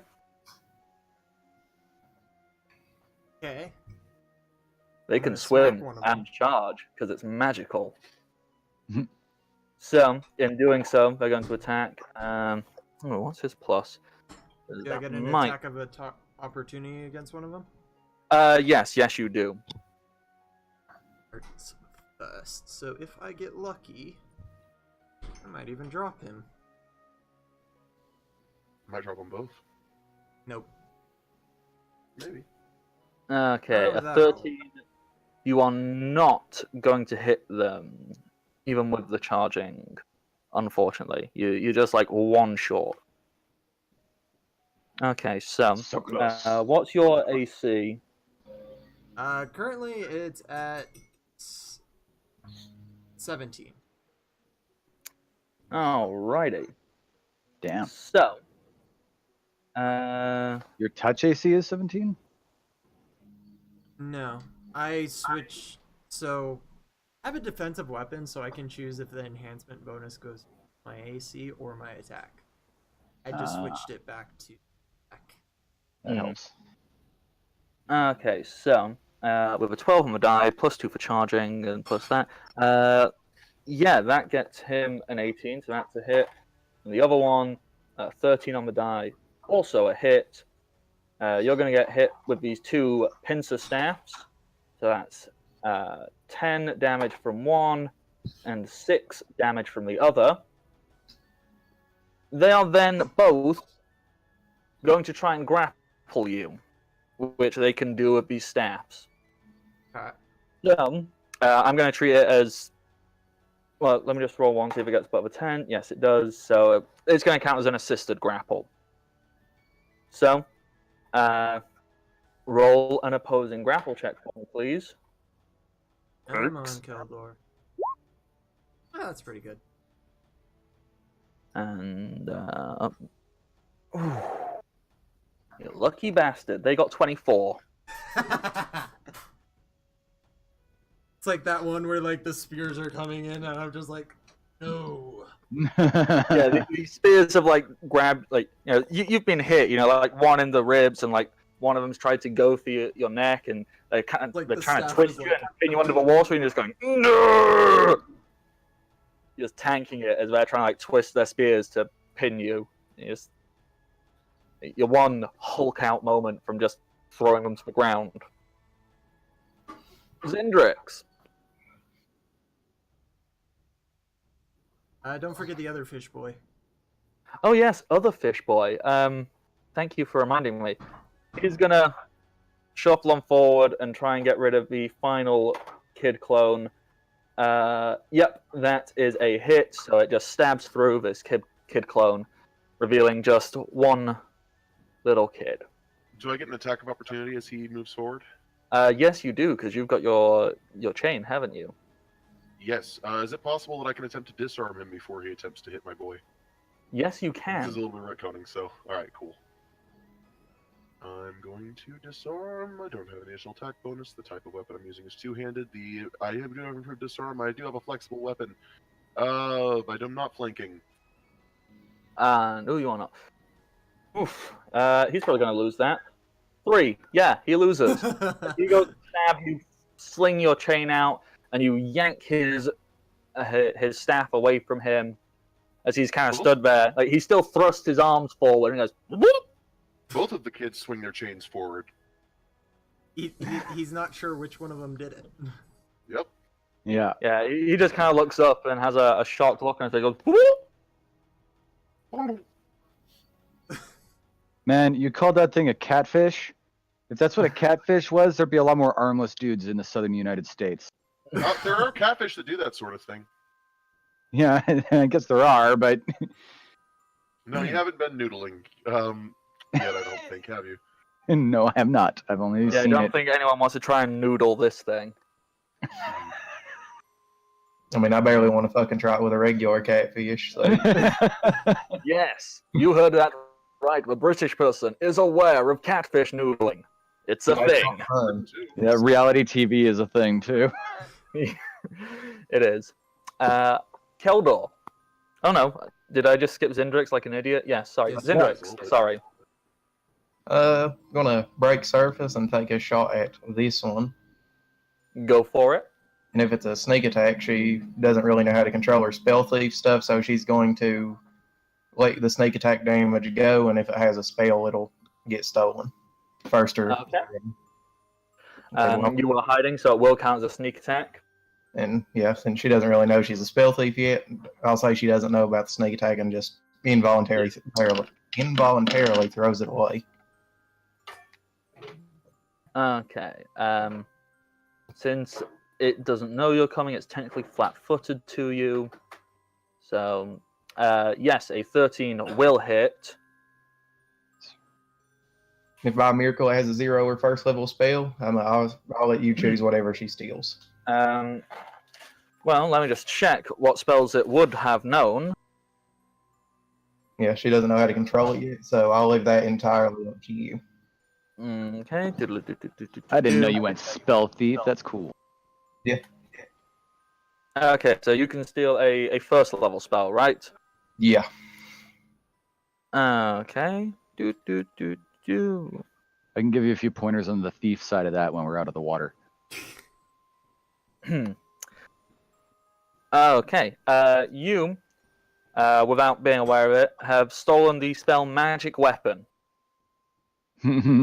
Nice.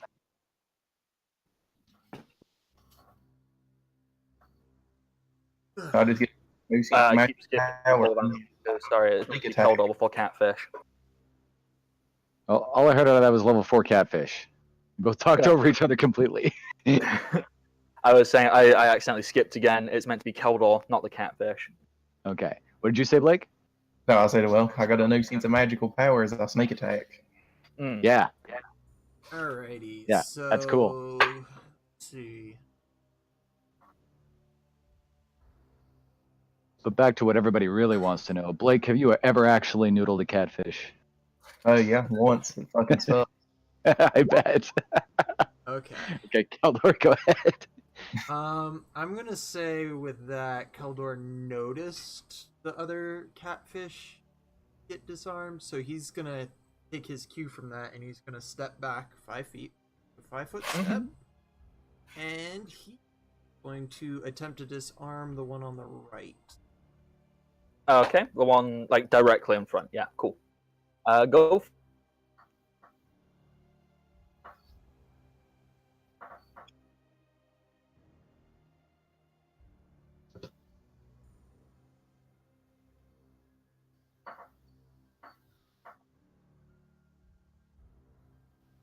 22. Okay, so yeah, you win. You take a step back. You hook your glaive in the pincer tip of this staff, and you just flick it away, leaving him unarmed. Is there anything else you're doing, or is that your turn? I don't believe I can do it. Alrighty. Now it's the catfish. And he's Who- Oh, dazzled. dear God. Is This it is is the- dazzled, Yeah. dazed, whatever it's called. Just Yeah. takes -1. As it's looking at Kid, a clone of Kid, and a disarmed fishman.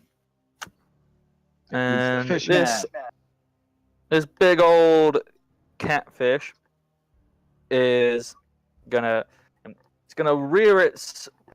essentially gonna rear itself up out to the top of the water to reveal it has these huge claws, and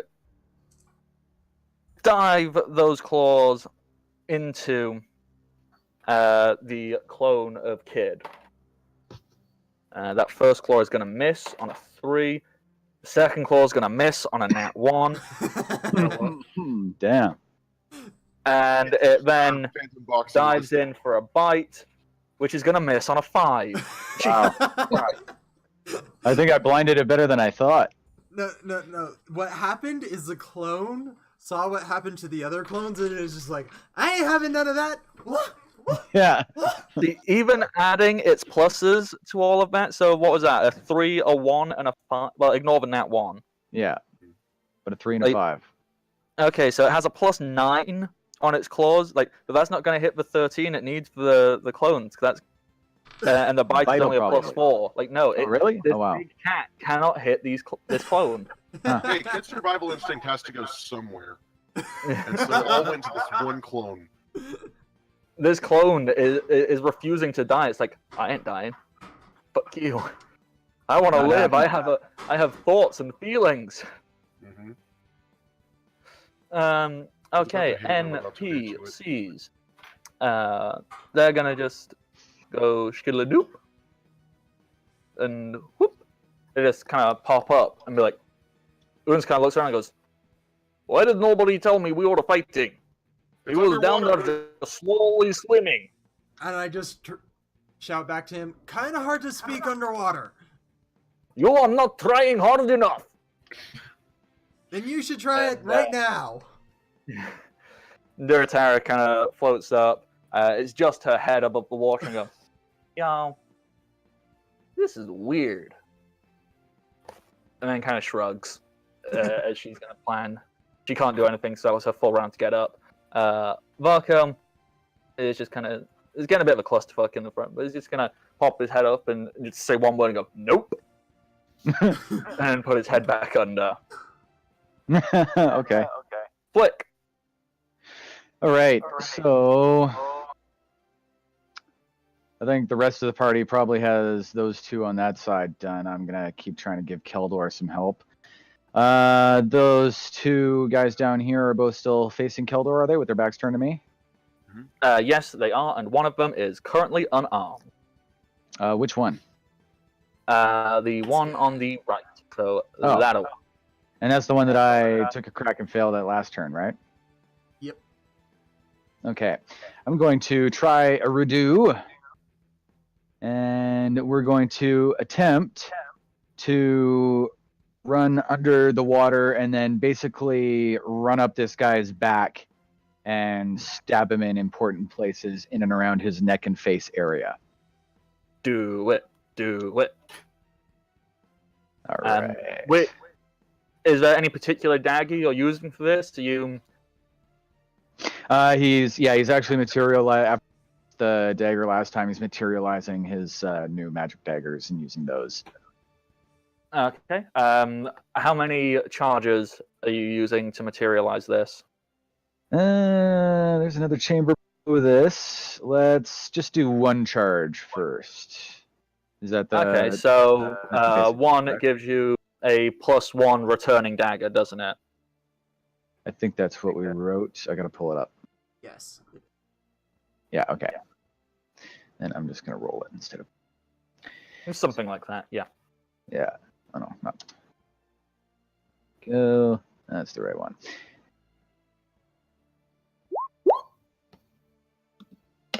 What? It's not rolling right. Yeah, that did +1. So I can just quickly do a maths. So that's 8 plus 4 goes to 12, minus 2, 10, 12. 13 in total. Dag nabbit.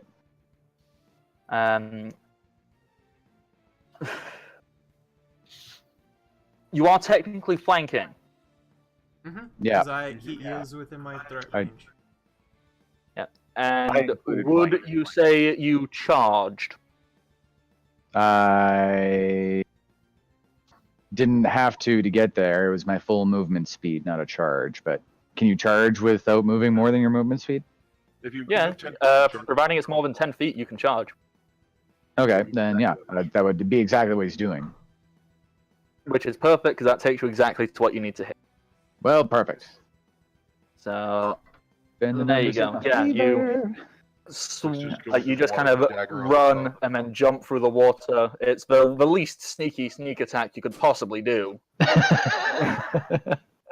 But doesn't matter. You got the hit. You kind of jump up onto this thing's back and just stab it in the neck and kind of cut a little bit as you do it. Yep, and I think the damage was actually correct. So Yeah, 7 that's what I damage. was just checking. That looked correct to me. I think the most I can do is 13. So Yeah. So yeah, good hit. It's like... and I am very much clung on to its back at this point. Oh yeah, definitely. If you would like, we can turn this into a grapple check, or we're just doing it for flavor. Let's do a grapple check. So that might make it more Alrighty. fun flavor. Interesting. All right, Alright. my grapple is -2, and I rolled a 5. Yeah. So You kind of try and grab him, and he's got this awful, sticky, slimy substance, and you've grabbed him, you just slowly start sliding off of him. There you go. Ha ha! Yeah. Why am I moving? And you just hit the water. Yeah. Like slowly. But yeah. and can I attempt to hide again under the water, or is that an action that I don't have left? That would be an action you don't have left. Okay, gotcha. Okay. Then I'm done. Kid, you and your one remaining clone. Yes. with that, Who one refuses to clone, die. I want to know something before I do it. Whenever we watched the Fishman cast Scorching Ray, did it just come from his staff, or was the staff responsible for it? He was channeling through the staff. You saw his Okay. like hand light up with arcane energy. He was using the staff as dramatic pointing. Okay, that tells me everything I need to know then. Then that changes up my strategy immensely. First order business, what I would like to do is I would like my clone. Actually, we're both going to be doing the same thing, so I guess the clone's just going to do it first. The clone is going to run an attempt to grapple the fishman in front of us. Okay. I don't even know if he can make an attack of opportunity without his. No, he weapon. cannot. He is unarmed. Awesome. Then in that case, I would like to make an attempt to grapple him as well. Please do. Alrighty. Since Oons has just come out of the water, I am ready to hold this fucker down. Okay, here comes the non-true strike to grapple check. Oh, nice. Good work, kid. It's better than me. Wrestling to really pay off. He does not beat that. So yeah, you've grabbed this fishman. All right, both the clones have grabbed the fishman. Yeah. okay So with the other you and two McClone, you clones, both like grab this thing. You know, got an arm, kind of twisting it, and it's going. You can probably It tell. looks morally outraged at being manhandled. Oh yeah. And it's now the fishy boy's turn. So, the one Flick just stabbed is unarmed. It's going to try and find its weapon, which is somewhere under the water. Flick, you may take an attack of opportunity as it does so, and it can be sneak attack because it is not paying any attention to you. Hell yeah, yeah. It has to make itself flat-footed to grab its weapon. All right. And do I still get the +1 bonus for this, or that was just an attack? Yeah, that dagger you materialize lasts for 5 rounds. Okay, right, yeah. And you are still flanking as well. Yeah. Okay, and did it roll correct this time? Looks like Yeah, I think it did. Yeah, that looks right to me. Yeah. So 9 damage. As he looks around, grabs his weapon, you just shiv him in the kidneys and goes. He's not too happy.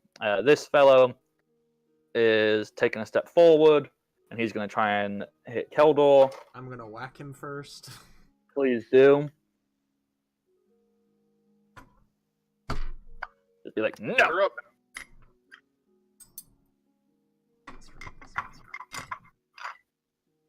Alrighty.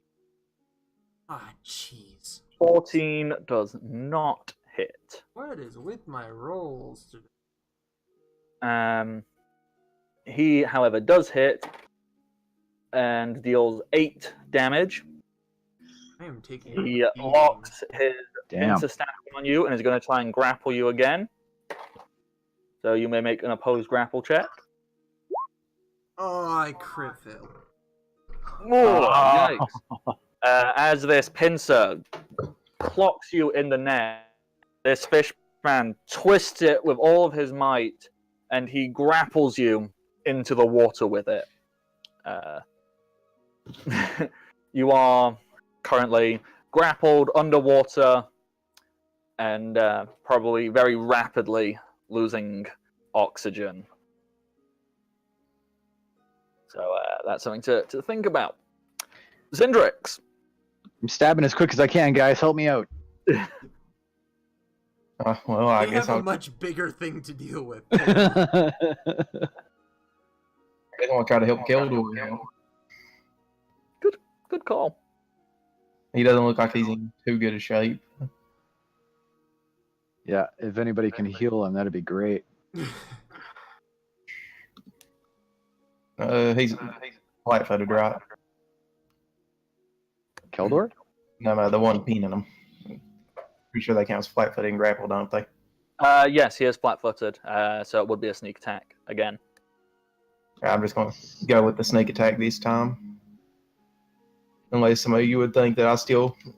I'll let you... I'll just roll for it. /R DK. One, Yeah. two, she'd go for another spell thief.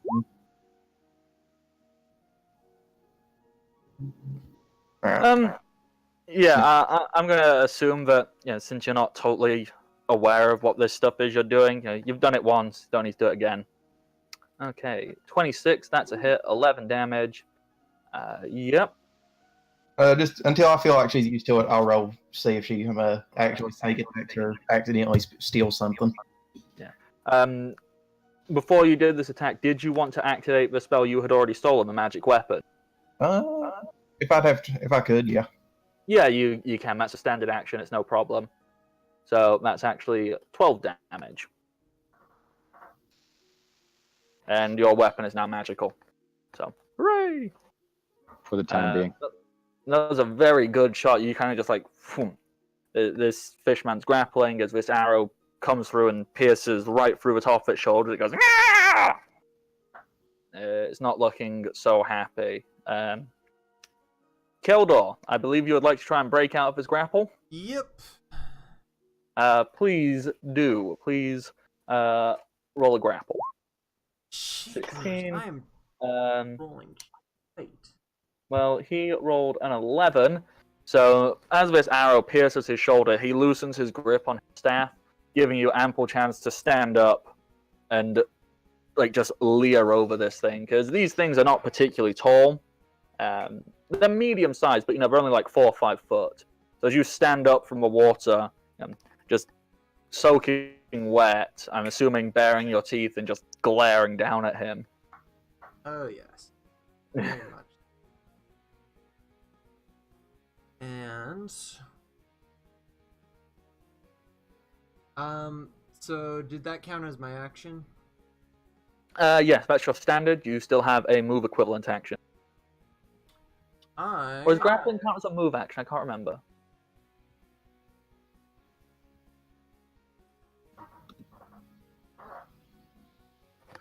I'm like 90% certain it counts as a standard, not a move, but... Grappling's an attack action. Oh, yes. Yeah, you still have a move action.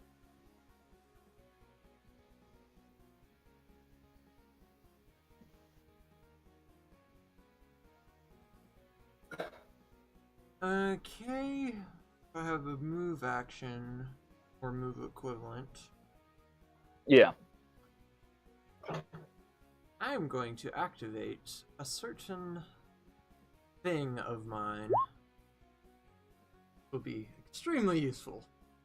Yeah, very much so. So, as you stand up and you activate this, are you saying anything? Are you doing anything? How do you like to I'm not imagine? even like saying anything. I'm just sitting there, and all of a sudden it glows green, and I'm still glaring down at this little person. And as it glows, you can see like any of the visible cuts on your body are slowly starting to heal up. Can I roll an intimidate for that? Please do.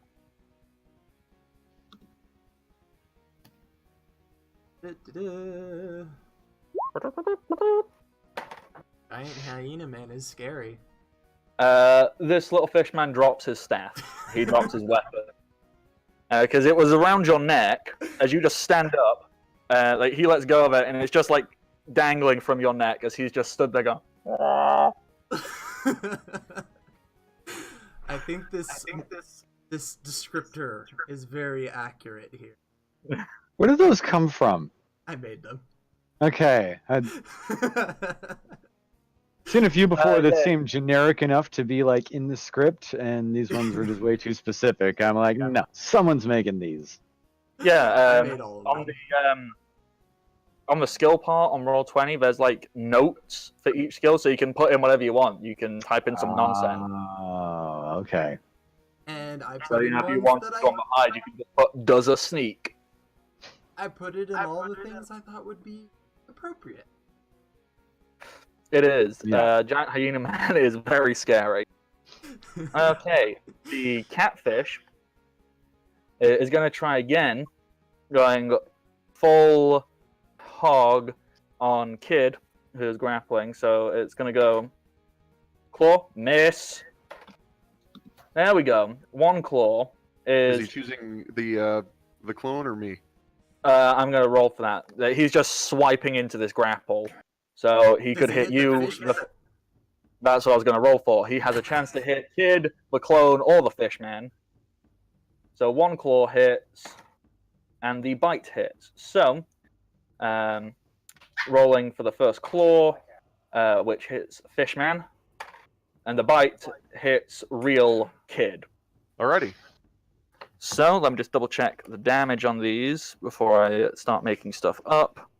D6 and a D8. So the Fishman is going to take 6 damage, and real life Kid need a D8. They're not D8s. They're not D8s. Ugh. One of these has got to be it. There we go. Ooh, yikes. Sorry, Kid. Max damage. Right. So, Kid, you are going to take 10 damage. Oh, Okay. that's it. I could deal with. I've been hurt by worse. fact, The by most of the people in the Fishman party. took 6 damage from the claw, and I need to check if it's one or both claws. Both claws. Okay, never mind. Cool. That's like less than my minimum. Yay. Well, that's the point. This thing's designed for multiple attacks, because if it hits with both its claw attacks, Rend. it then gets a rend attack for an additional 2d6. So if this thing hits with all of its attacks, it can do 4d6 plus 1d8 plus so what's its pluses? 8, So basically, it has 14. to be used. Yeah, yeah. So if it hits with all of its attacks, it will do 4d6 plus 1d8 plus 18. Yep. 50 damage max. So. But it just keeps roll. I've rolled like 2 things above a 10 for this creature so far. It's just not doing so good. Okay, NPCs. Duratara is gonna make her way around the back of this thing. Kid's gonna do his best to try and hold this thing still so she can open up.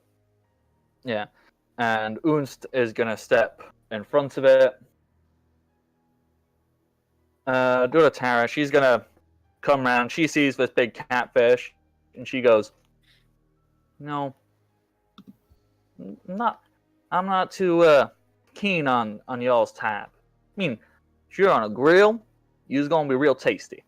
And she lifts her hands up above the water because like she's up to her neck, and she just does 2 very quick jabs into the face of this catfish. Hit.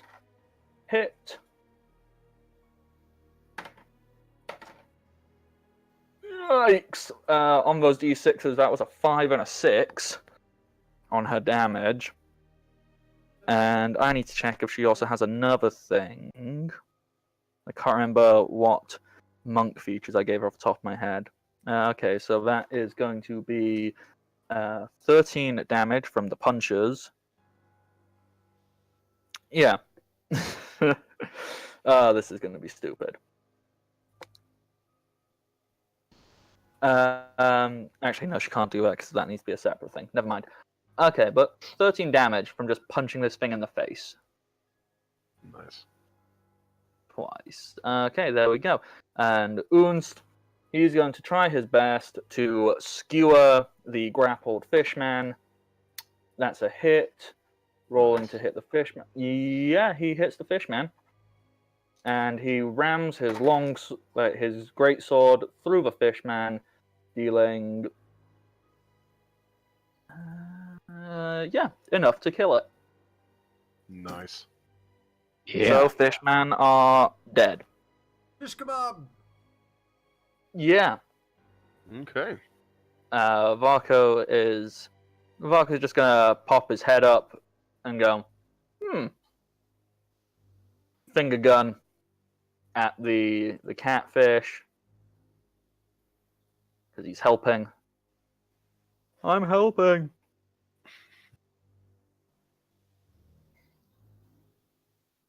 Woo! Not a lot though. Touch of 10. That might not make it. not Maybe this having thing's that got a far. really piss poor touch AC.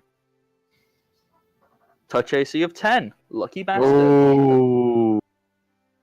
Normally dragons So are the only another things that have a touch 30 AC of that. Yeah. damage to the catfish. Brutal.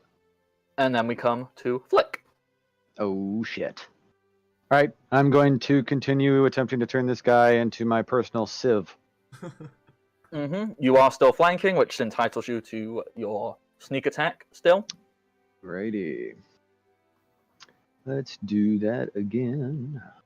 I just love the idea of Flick just like jumping out of the water and stabbing this thing like every turn. Die! Like, Damn it! Die! It's like whack-a-mole, but it hits you. Oh no! Another fumble. Wow. why all the nat ones, guys? It's me. I've been rolling all the nat. Has anybody else rolled a nat one? Nope. Keldor, No, I rolled. This is my twice. third or fourth. Okay. I rolled it on my grapple Oh, check. Okay, yeah, there you go. Yeah, so there's at least one other one. Okay. Flick, as you leap up and try to stab this thing, your hand misses. You drop the dagger into the floor. It just sinks to the bottom of the ocean. Well, not the bottom of the ocean. Yeah, it's only a few feet deep. It just sinks as you like jump up and just try to slap this thing with no dagger in your hand. You go, ow! And since you mistimed, you are now flat-footed in the water. Okay. Can I at least call the dagger back to my hand? Yes, you can. However, yeah, you're flat-footed. You're kind of like flailing in the water, going, but a dagger appears in your hand. Yeah. Sort of like when you run up to like jump against a wall and push yourself off, but you don't push hard enough, and you just kind of slam into the wall and fall backwards. Mm-hmm. Yeah, that's pretty much exactly it. Kid, you and your clone are holding on to the corpse of a fish man. Mm-hmm. We're gonna go ahead and let him go, and I'm gonna take a 5-foot step this way. My clone looks and sees the kid's got a dumb idea in his eye, and he knows that look better than anybody. If the clone is allowed to speak for itself, it's going to say, "I don't want to go." And kid casts benign transposition on himself and Keldor. Oh dear. As kid teleports beyond 5 feet of this thing, it disappears into nothing. Oh no, I feel so bad. This clone was doing so well. It's like a reverse Mr. Meeseeks. More like Spider-Man. Yeah. Yeah, so just whoop.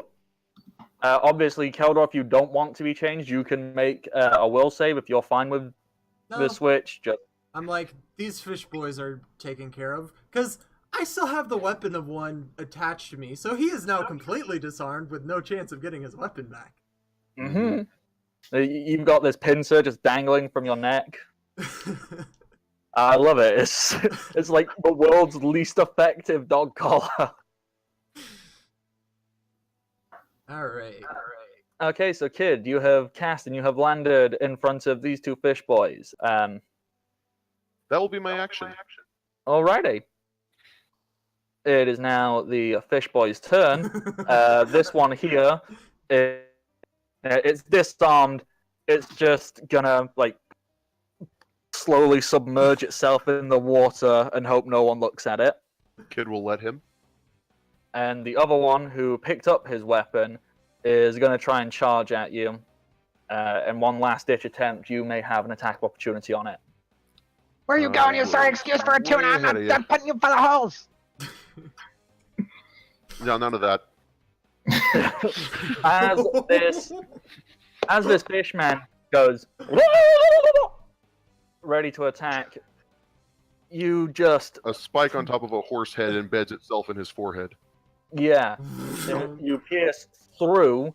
It goes through the fishman's skull, over Flick's head, so blood just drips down. It hits Flick in the water. As you then yank the chain back out, the body collapses forward as the exit hole, as you pull out, because it's a pretty fine hole going through. Then as you yank the chain back out, it just collapses most of the fishman's face. So, there's face, but all of this area is just a bloody hole and is a terrifying mess. All of this general face area is just, Yeah, like this area, just a hole. And as cool as that is, I would like to ask a question. Is this little area open, or is there a door there? That is wide open. Okay. I want to look at the other one, and I'm just... I look at that, I look at the door, and I'm just going to go...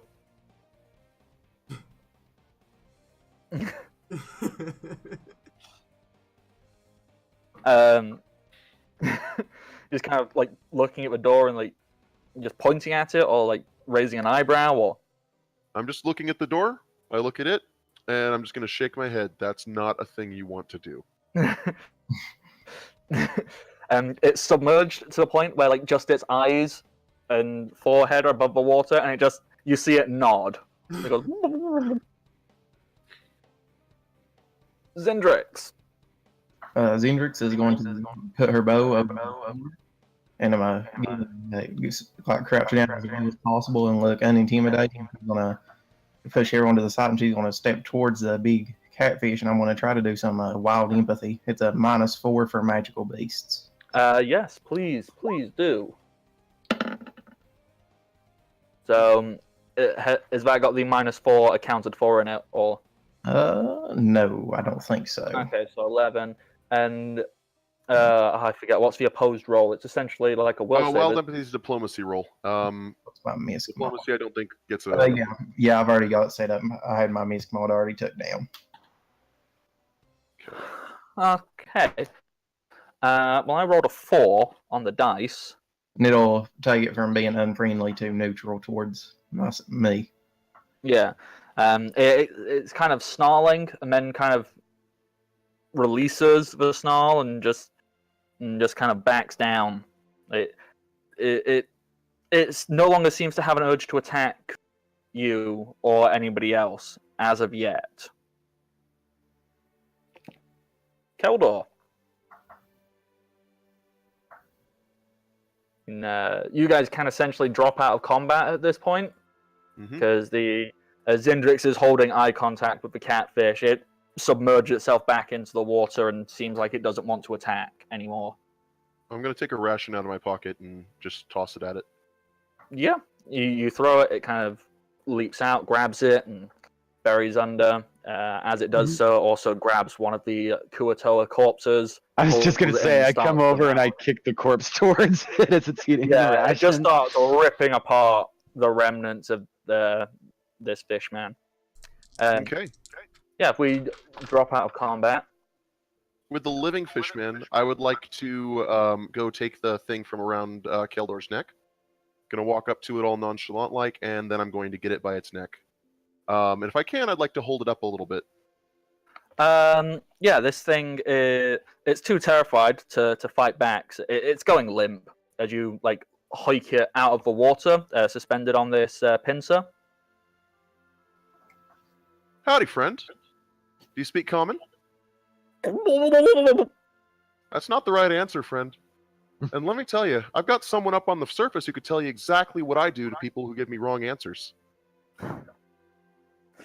He's got several friends down here who could tell him that too.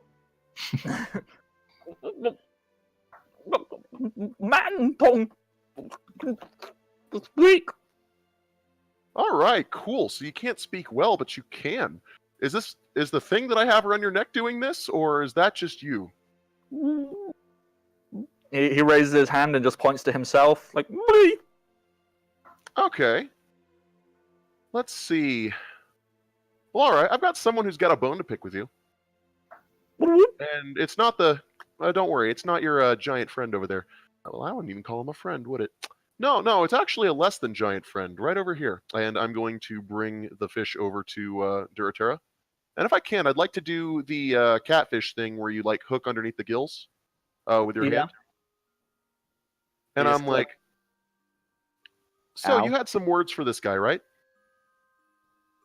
Well, words is a strong word. Duratera lifts her arms above the surface of the water, cups the Kuatoa's face. He goes, "That's it." Feel good? I feel pretty darn good. Awesome. Keldor shakes his head and peeks into the next room. You see what happened the last time he did that?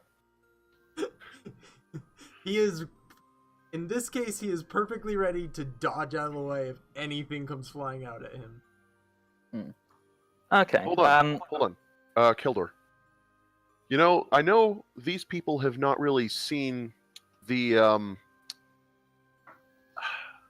puppet technique yet. And we just have one who has no visible wounds on him, like the last one, which I think might have been the worst problem with it. We even have a better control stick this time. We do. And then I go and pick up another one, and I'm like moving the arms around. There are 3 of these pincers. I just have one in each currently hand, and I'm like so you making it wouldn't look do like this thing is walking as best as I can. Before Okay. they do that, I'm fleecing the body of the magic user.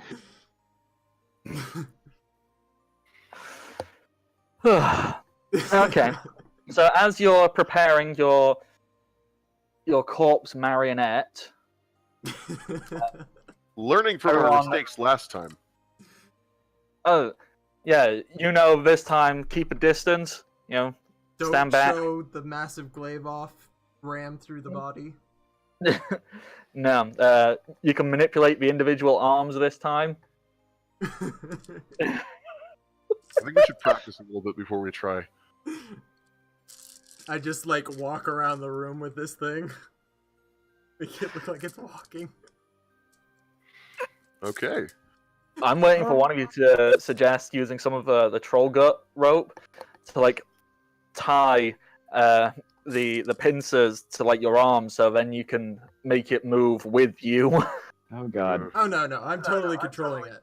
But I take that idea and I tie it to the feet so I can get the feet to walk too instead of just the arms. Oh, God.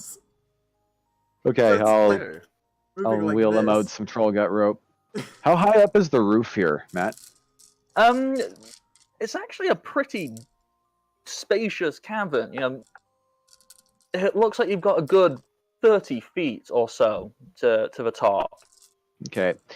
Can I shoot the troll gut rope up there, and can it find something to latch onto, or would I have to attach my grappling hook to it? There's some. Oh, I never remember which way around these are. I'll Which try ones both come ways. from the ceiling? Because Stalactites? tights are holding on tightly. While mites... Stalactite, hold on tight. Stalactite, or stalagmite might poke you in the ass. That works. I like that one. Yeah. Okay, so yeah, there are some stalactites up there. Not like big or dangerous looking ones. It's not like you go, ooh, I know, I'll start jabbing the ceiling and make it like, no, it's just little ones. But yeah, they're there. Okay, so I'm going to shoot the rope up there, and I'm basically going to try and Tarzan this. I'm going to pull myself up into the roof somewhere so that I'm like hung in between some of these stalactites and like trying to like wedge myself there so that I can drop down and swing Spider-Man style through the door into the room. Wait, what? Okay, so you're preparing yourself before doing it. You're going, Okay, Yeah, I'm like, you're not doing that right now. No. I'm preparing myself so that if Keldor like runs in there, I can Tarzan my way in. Well, we're just sitting there fiddling with the things, trying to get him to be like, "Oh, did you have a good breakfast today?" Right? Yeah. And I did check the magic user's body for stuff before I go up there. So I don't know if there's anything to find other than fish guts. Nah, not really. Yeah. Okay. The crappy staff. You can see that the ceiling of this cavern is dry, Okay. as if to suggest the water that is in this cave shouldn't be there. Okay. Okay, as you're all not goofing around, doing serious things. Oh no, We're Keldor's strategizing. totally goofing around. Keldor doesn't even care at this point. One of our favorite things to do with our hands is to wave them around and do all the things that we can do at any time. Like we can just we're doing whatever we can to make this work. Yeah. So, Are you making fun of me? I thought we were friends. All of Hey, the other suggestion I was Hear going to have something. was to hollow one out and then use Uh-oh. Flick as a human, or well, as a halfling marionette from the inside. But that one seemed a little morbid. I decided to go with the more child-friendly option. So we hear Well. something, Matt? Yeah. However, it doesn't sound like it's coming from anywhere. It's more as if it's inside your own mind. One of the many voices in all of your heads suddenly becomes louder and not one you recognize. And could everybody make a fort save, please? Probably not, but I'll give it a shot. Gah. Voice number 6, what was that? Okay. Zindrix and Keldor. Your ears start to bleed. Oh, shit. Ow. And you're fairly certain from like there's a little bit of blood dripping out of your nose. So, yes, can you both please take 2 wisdom damage? As your brains literally leak out of your ears. Wisdom damage, my greatest weak. More wisdom damage, Keldor. There's this deep, unnatural voice speaks individually in all of your ears. You have no idea if it's something all of you can hear, if it's just you can hear, if it's separate to each and every one of you. And it says,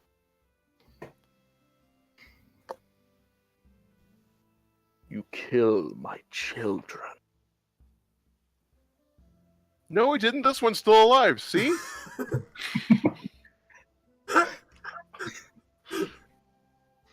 I will devour every part of you.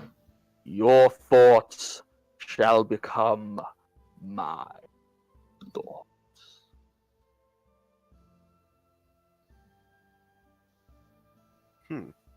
You guys are hearing that, right?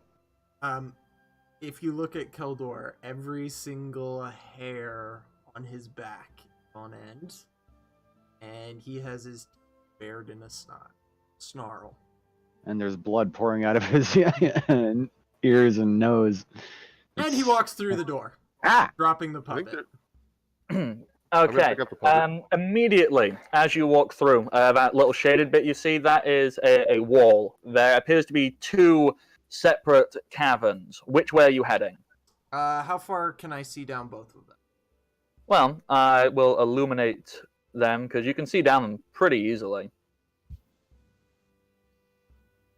I'll just do that.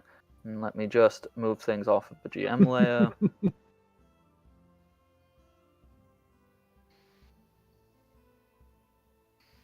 Oh God.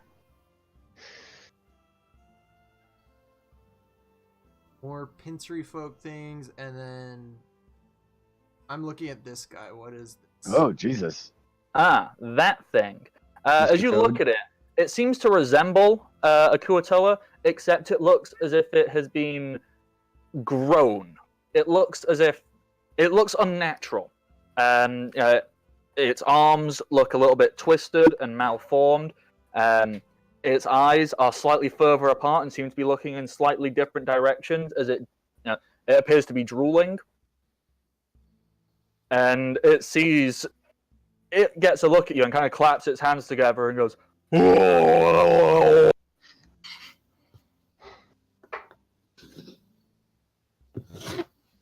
You would Back have up the tunnel. a knowledge arcana, I would say, to try and figure out what has happened to this.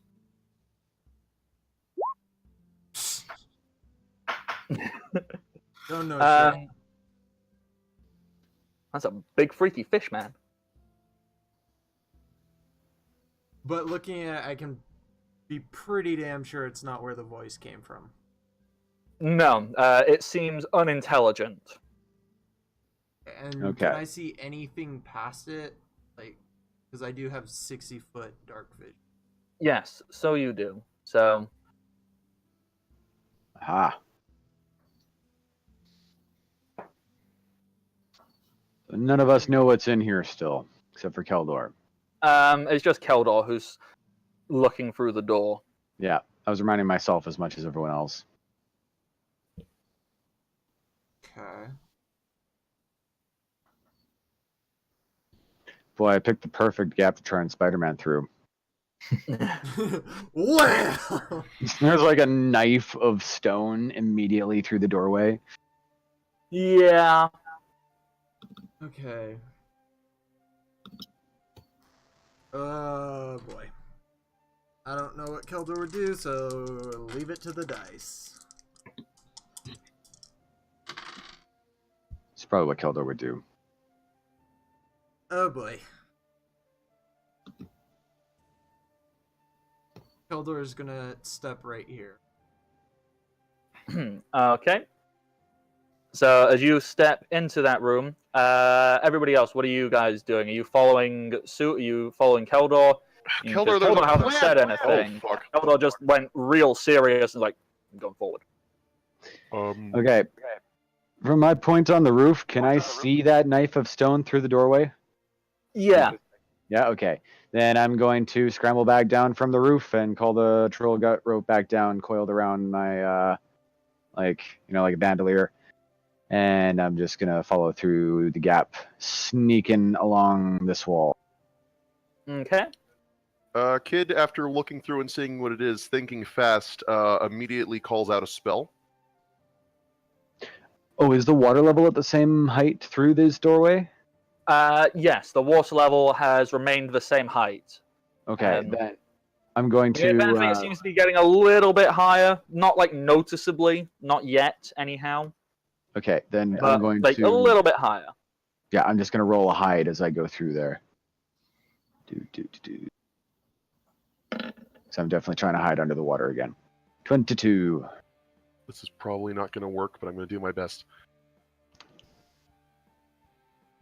The one with the staff is weak. Kill him. I say to these two fucks over here, using ventriloquism Huh. to echo from all around them. Clever. Okay. Well, this one, further back, takes a step towards the staff fellow and begins to pick him up. Mhm. With that, I'm going to have to say roll initiative.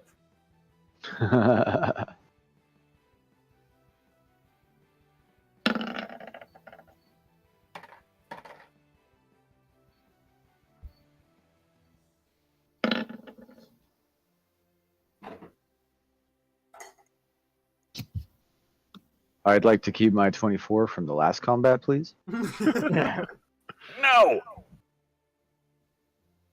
I love how we just have a cat thing behind us. Hey, you've Yeah. given it a bunch of food. This is Yeah. true. We did exactly Yeah. everything right to make sure it's not getting hungry just yet. It's true. And Forkoto is probably going to sate even that thing's hunger. Who knows? Yeah. The sea cat back there is just going to eat all the dead Kuatai.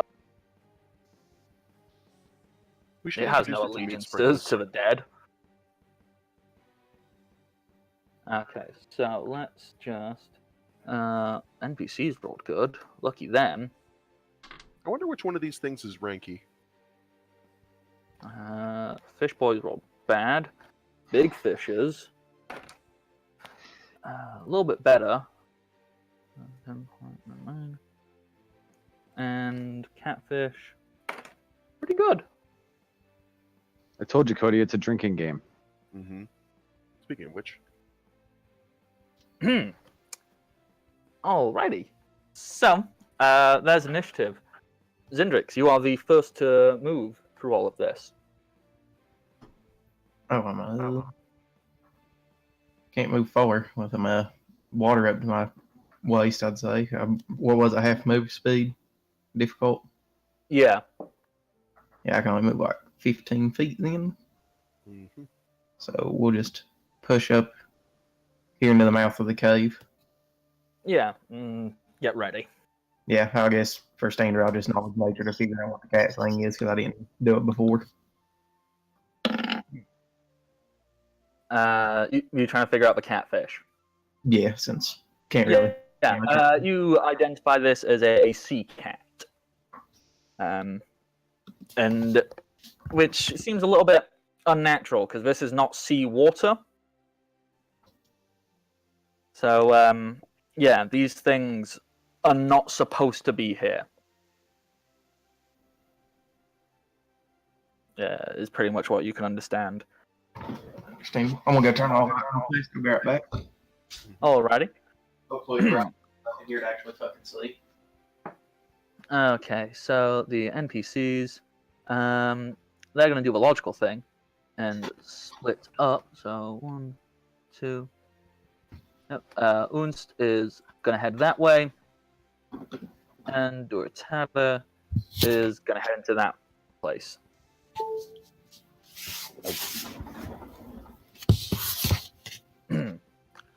And then it would be Keldor. Keldor going to make. So this one didn't respond to the ventriloquism or anything. He could still hear it, but he didn't respond. He just kind of shook his head. That wasn't in Kuatoan. Alrighty. In that case, I'm going to make a leap attack. And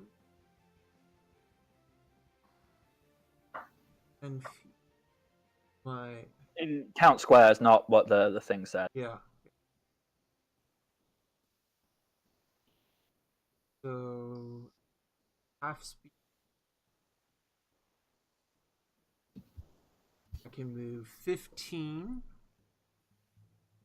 And then I can make a leap for another 10.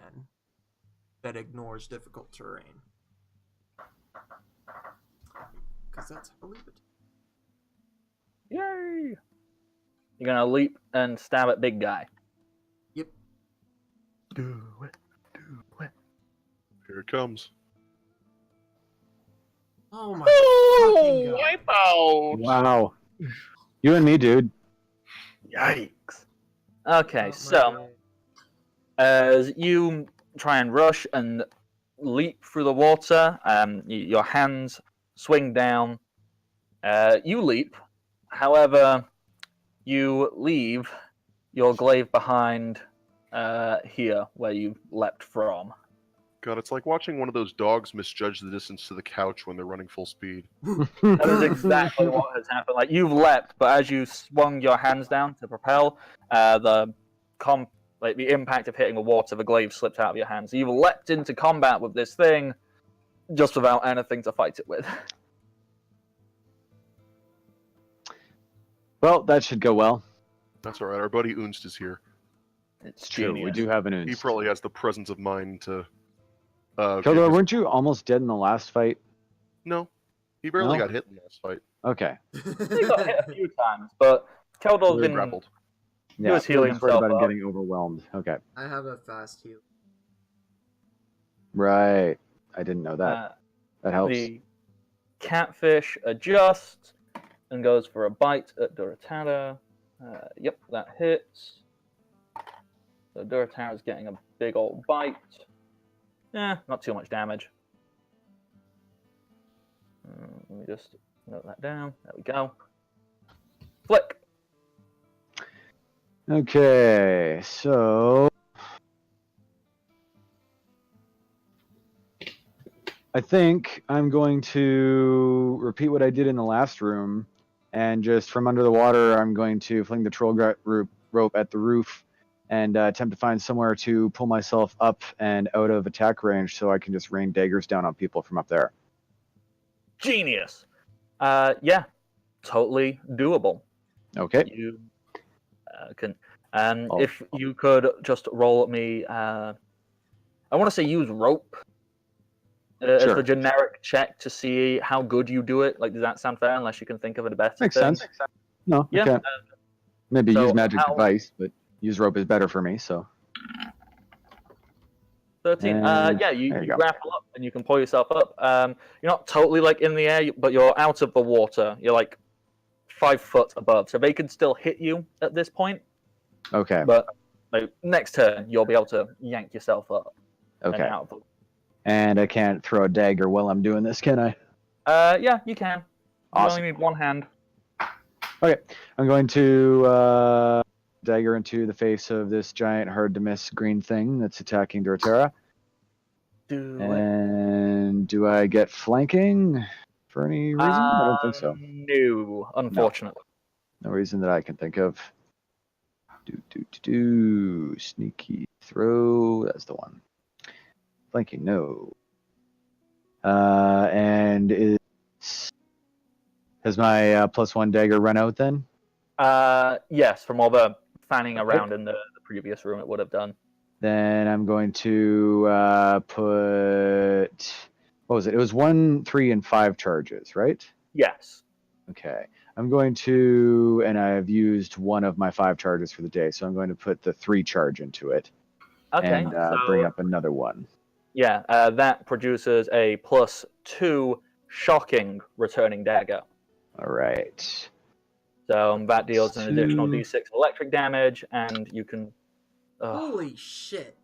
Wow. Holy. Did I? Am I slowly You pissed off learning, something. unlearning how to use the dagger? Like, you Okay. know what it is? I didn't pull my dice out. As you hurl this dagger down, it firmly embeds itself into the back of Duratara. Does Zeraterra by any chance have deflect arrows? Yes, she There you go. does. Good So- thinking. I just need to do a roll for her to deflect that. Lucky Oh, she wouldn't have to you. roll. She wouldn't have to roll. She could just do Oh, it. is it no rolling? No Yeah, rolling. deflect arrows. 1 range attack per round. So, yeah. As this dagger comes flying, she just slaps down with it. You don't want to watch what you're doing, numbnuts? Is there any chance, like that's already happened, but learning from this, Flick wants to figure out if he had figured out before he hit her that he had aimed wrong. Could he have returned it to himself mid-throw? No. Like, it needs to Hit something finish, and it then needs to, be like- returned. Okay. Yeah, okay. Okay. But, yes, it didn't hit her, so she deflects it. It Yeah. hits the water, and then it just appears back in your hand. Yeah, I don't know what I'm doing. I'm not drinking enough, obviously. Okay, it then goes to the big fishes. The one that walked over and grabbed the magic-looking one.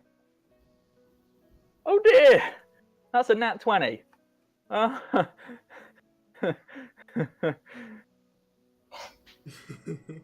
Yay! The squishy, weak, pathetic-looking sorcerer gets its entire upper half of the torso twisted and detached from the lower half of its torso, and is then dropped into the water. I really didn't think that was gonna work. The other one takes a step towards Keldor and swings down with this giant fish paw in an attempt to swat you. Score 1 for dumbass plans. Lucky you, that's an 8. So even with all of its pluses, that only gets up to a 16. Does that hit? Well, considering my weapon isn't. Fish Paw sounds like the name of a grunge band. No, it doesn't. It is the name of my grunge band.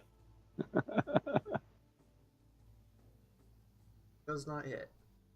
No, so you're lucky. It kind of swings down and makes a big splash in the water. Okay, so you're dead. And these two fish boys, they do not like what's going on, so they're gonna start swimming away. And then, Kid, this will be the last move of the game for tonight, and this is where we'll pick up next turn. So we're gonna finish this 4 rounds. So, Kid, what are you doing? Well, it's not flashy to work with, but what I'm gonna do to give Duratera a better chance of not getting rended should this thing decide to kill her. I'm going to cast Blur onto Duratera. Alrighty, yeah. So you go up, and do you need to touch for blur? Yes, it is a touch, I believe.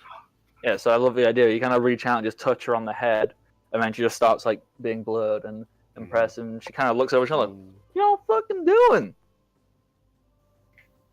Kid's going to just smile, and while his voice is still projecting over to the fish, he's going to say, "Well, with this, you won't get hit nearly as often." No, I think he killed you. The big fish is looking around confused, because it just heard a voice saying, "You won't get hit as often." Like, whoa!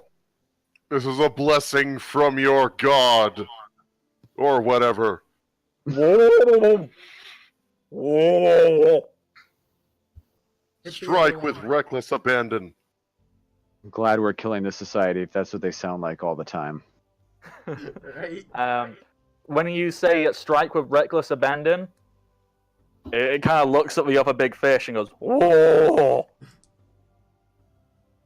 And that is where we're going to wrap up tonight's session. Thank you, everybody, for joining us here at Welcome to the Party. If you enjoyed this kind of nonsense, you can tune in every week at this time on Sundays. Do it. Before we sign off and throw over to somebody else via the rating, I'm assuming Forgebreaker, because Forgebreaker is a great person and you should go check him out as well.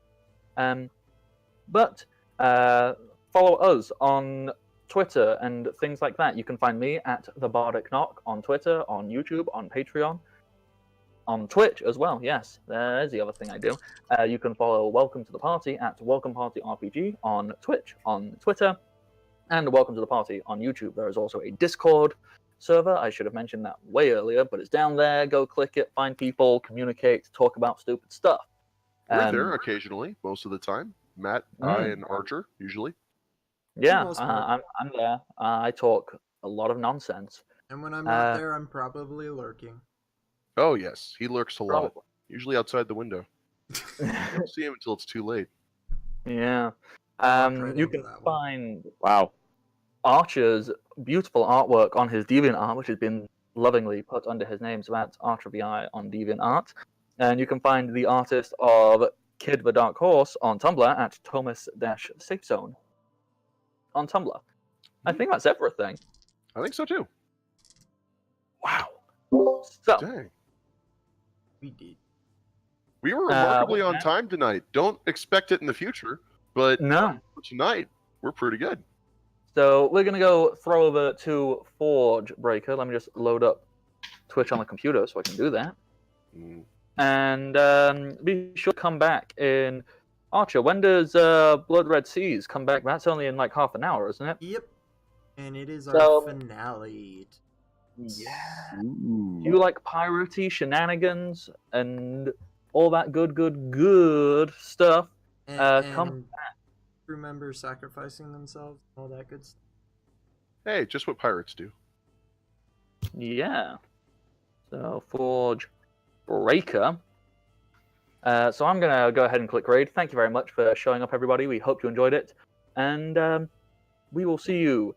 Oh, other thing to quickly throw out before I forget.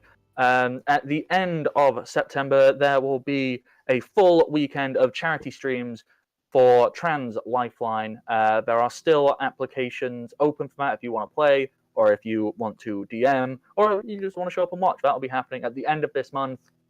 There's information in the Discord and on the Twitter.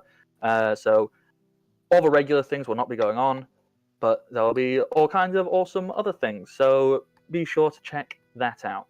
That is it from me and my lovely, lovely human being players. have a good day and happy adventuring as we go and do the raid. Yes, I made it work. Ha ha ha ha ha.